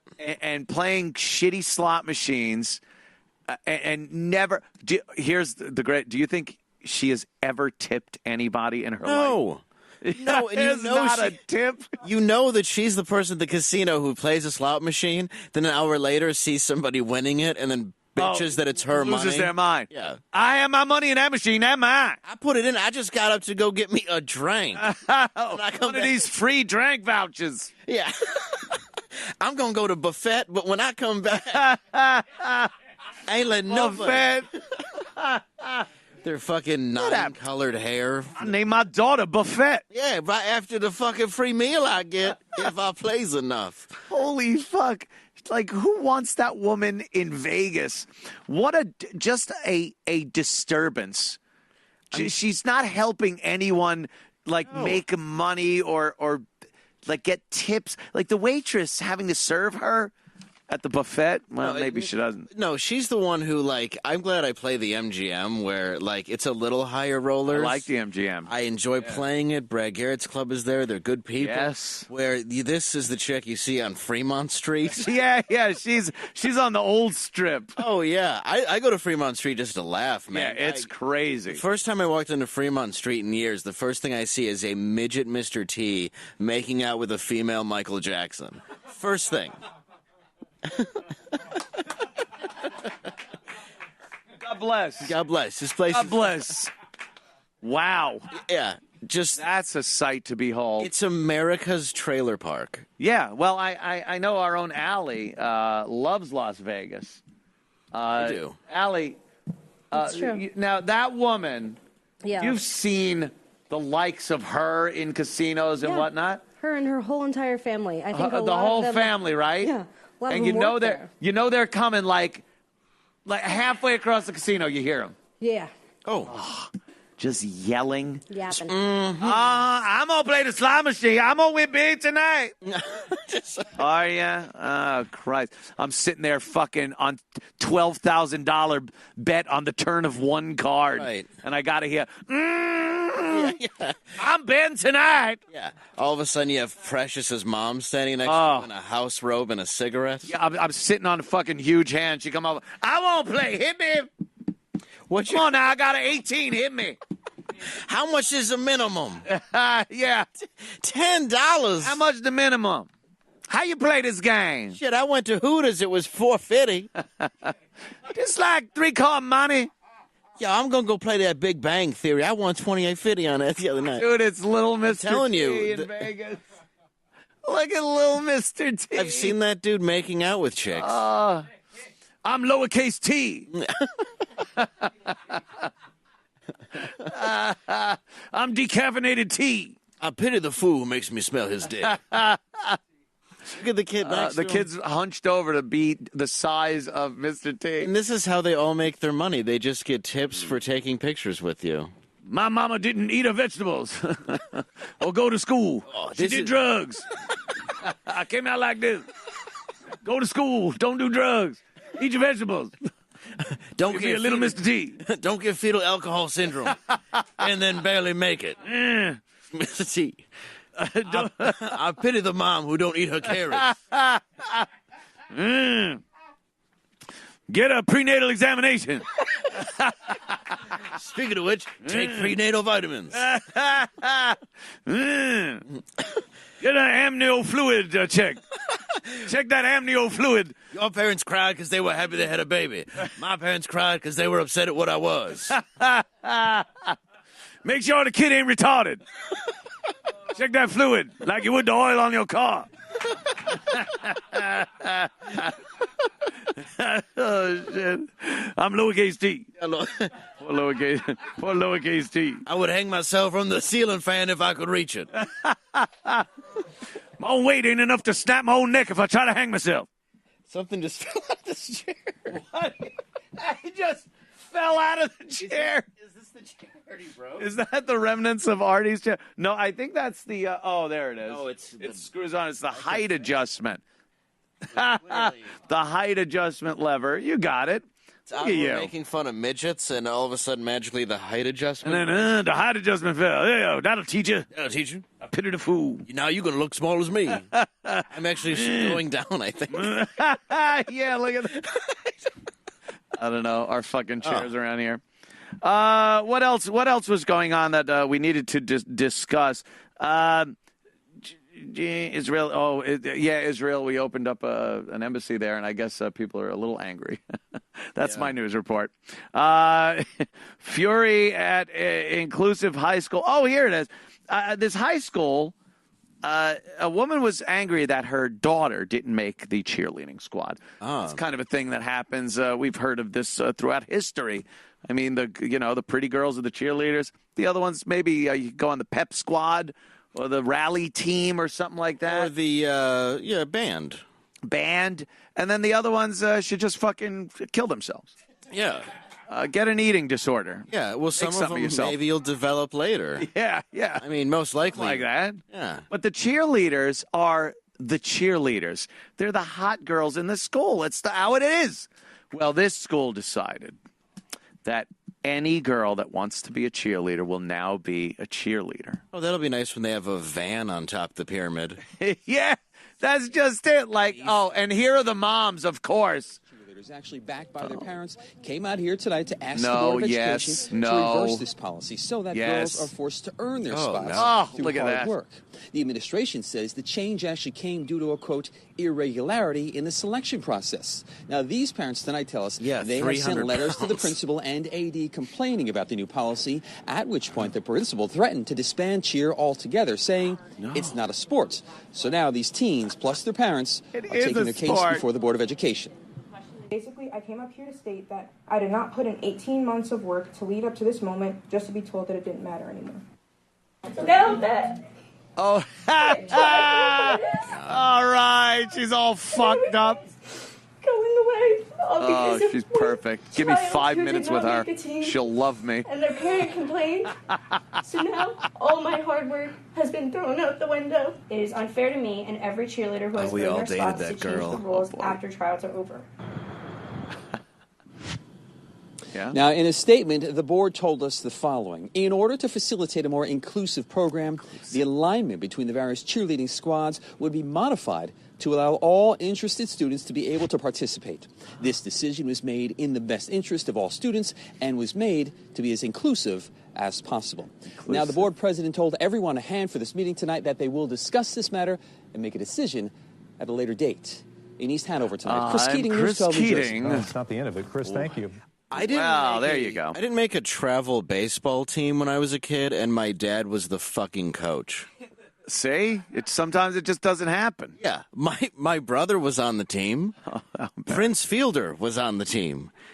Oh, really? Yeah, for real, yeah. And, I didn't get on the team because I suck at sports. There you go. My dad didn't pretend I was good. And that's what happens when you suck at something. You don't make the team. Yeah. Now they're just going to, I think this is a way to appease them. I think there's going to be like the retard cheerleaders and the real cheerleader. Like they're going to be all the hot girls, put them in the fucking hot little things, and let them cheer. And then there's like, well, you could help move the equipment. Yeah, there's going to be a bench now for cheerleading. Yeah. Give the girls their pom-poms. You do that. You fucking, you could sexually fluff the girls. Lay down and... We're going to let you wear pants. Yeah, Prince Fielder played briefly for my dad before he got dragged into like a really great league, but all he would do is hit home runs.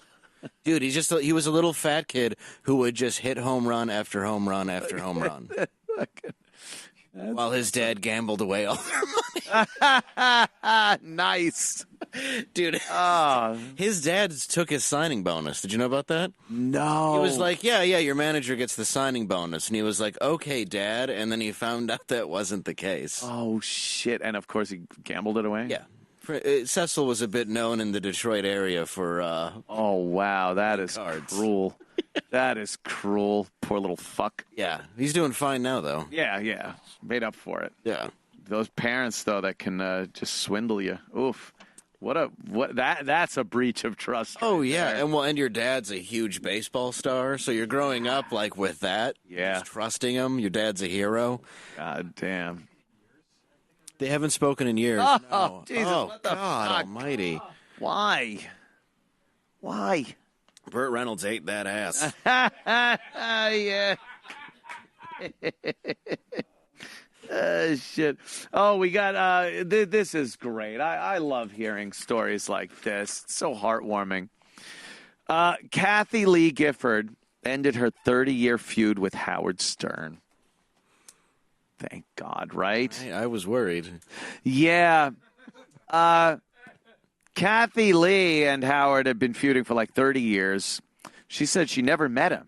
Never listened to his show. He hated my guts for 30 years, Gifford 64 said on the Today Show. He hated everything. My husband, hated my children, hated everything I stood for. And one day, right here, I was up in the makeup room, and suddenly, he was going to announce America's Got Talent. So she went downstairs and said hi to him. Oh, my God. Said hi to him. Recognize him since they now have the same face? Yeah. Shit. So, and I guess he was remorseful at the whole thing, at what he had said to her, and then called her privately, left a voicemail. She said, I was blown away. I'm doing some hard work on my life, he said. I know I hurt you. I'm so sorry. I need to ask you to forgive me. Gifford said that she didn't dress down the radio personality or for his decades of hurtful comments, which included calling her the dumbest person in the world. Instead, opting to congratulate him on working on himself and telling him she forgave him 30 years ago and prays for him every single day. What a lie. It's absolutely a fucking lie. Horseshit. I think 30 years ago when he was like, fuck her fucking old husband, her queer kids, her fucking, that she was like, and God, most of all, I pray for Howard Stern. May he, I know that he doesn't believe in our God. Yeah. But he is a vengeful Jew. And could you please take that that dirty Jew and make him forgive me? Pray for him. Like she hasn't given a shit about anybody but herself ever in life. There's no possible way. No. She's the embodiment of evil. She's praying for herself and her career. Her husband had to fuck everybody else but her. Oh yeah, and that was that was documented. Yeah. I used a lot of language, Howard said, but I used a lot of language, but I'm so sorry. You never deserved it. He told her, you've always been so nice. You just pissed me off because you were everything I wasn't. Is that what Howard said? That was what Howard said. That's what Howard said. Kathy Lee was everything he wasn't. In what way? I don't understand. I have nothing to say there. I don't know. I just don't understand what that's all about. Yeah, Frank Gifford was fucking everything. Oh, well, could you imagine? What, a hooker in a hotel room? Yeah, because he didn't have to Can you imagine having to deal with her and then not just fucking a hooker? Ooh. Why would you want to have any relationship with a woman after you've had that face stare at you with that cold, fucking dead dinosaur eyes? Yapping about her fucking day with Regis. So today, Frank, let me tell you what happened today with me and Reg. It was hilarious. And he's just like, oh, God, I was just 10 minutes ago, had my fat cock in a hooker's asshole at the plaza. I only came home to beat you to death with an iron. Thankfully, I fucked that hooker and was able to calm down. Yeah, I calmed down enough. But if you keep talking about your day with a Reg, I'm going to fucking lose it. We should go for a ride. I've loosely cut your seatbelt. One time, Gifford was in a hotel room, and somebody put cameras in there and microphones. Really? Yeah, and he's asking a hooker if he could fuck her in the ass. And it got out, and he apologized and everything. And Kathy Lee's like, I'm standing by my man and everything. But it's like every night she went to bed, she had to know that he wanted to stick his dick up a hooker's asshole. That's how fucking she deserves shitty Kathy Lee was. Well, she probably stayed with him to make him hang on to it every day. Yeah. She probably brought it up every morning like, oh, do you know I didn't make you breakfast? Because you like fucking streetwalkers up the ass. Yeah, you wanted to fuck that hooker in the ass. Remember? Yeah. Remember? Because it was all over television, embarrassing me. How does a woman even stay by that? Like, how does... I don't know. How does a woman... Oh, my faith. Our faith got me through. Like fucking Hillary Clinton and stuff. Oh, we prayed together. And our love with... Well, with her, it's all career-based. It's all probably money. with Kathy Lee Gifford, too. It's all power. Yeah. I mean, that's with Hillary. It's all power. She needed the president of the United States to be her husband to launch her career in politics after he was done. So she kind of we prayed through you fucking the intern. Yeah, and she's the alpha male of their relationship. That's what's creepy. For such a charismatic guy, he's stuck with fucking pantsuit wearing that fucking Maxwell House can ankles. Oh. She really does dress like a 60s Bond villain. She does. All those Bond villains were dressed like Hillary dresses now. Well, and now without the back brace. Yeah, I was just going to say, now she dresses like one of the Ninja Turtles sneaking into town. Isn't it a beautiful 90-degree day? And she's fucking bundled up in a scarf. Yeah, because she's hang yourself with it, you cunt. She's hiding. I can't stand it. Yeah, because she's hiding a fucking cage on her back. Just a sofa that she's got a sport coat over. I really despise her and Kathy Lee. Fuck her, too. I really hate Kathy Lee. I've hated Kathy Lee since the first time I saw her. Hair isn't matching. Yeah, it does. Her vagina's yellow and her face is white. Put her on a fucking Vietnamese girl. Help us out here. It was a good one. Ladies and gentlemen, thank you so much for tuning in. Want to thank, of course, Martin Kove. Yes, Sensei Kreese from Cobra Kai on YouTube Red right now, and at Martin Kove on Twitter, and of course the great Dave Landau. Hey. Stepping up to the second seat. I'm filling very big shoes. It's amazing. I can't big wait. Shoes, big pants, big coat. Big nose. Big nose, which I think is getting hacked down as we speak at the hospital. I don't know how much you're going to have left. I hope he's doing all right for real. I know. We all hope Artie does well, and we wish him the best. He just needs to concentrate on Arty fucking Lang at this point. This show... Any other fucking show, whatever the fuck Artie's doing, he needs to just concentrate on Artie, his health, and staying out of prison. And I don't think this show is conducive to that. So, in the meantime, welcome back to the Anthony Cumia Show with Dave Landau. Hello. That's pretty much where we are right now. Tonight, Crime Report with Pat Dixon at 7 p.m., That's about an hour, so grab yourself a beverage and come back in an hour and watch that. And we'll be back with you tomorrow. Thank you. Thank you, Dave. You, sir. And see you tomorrow.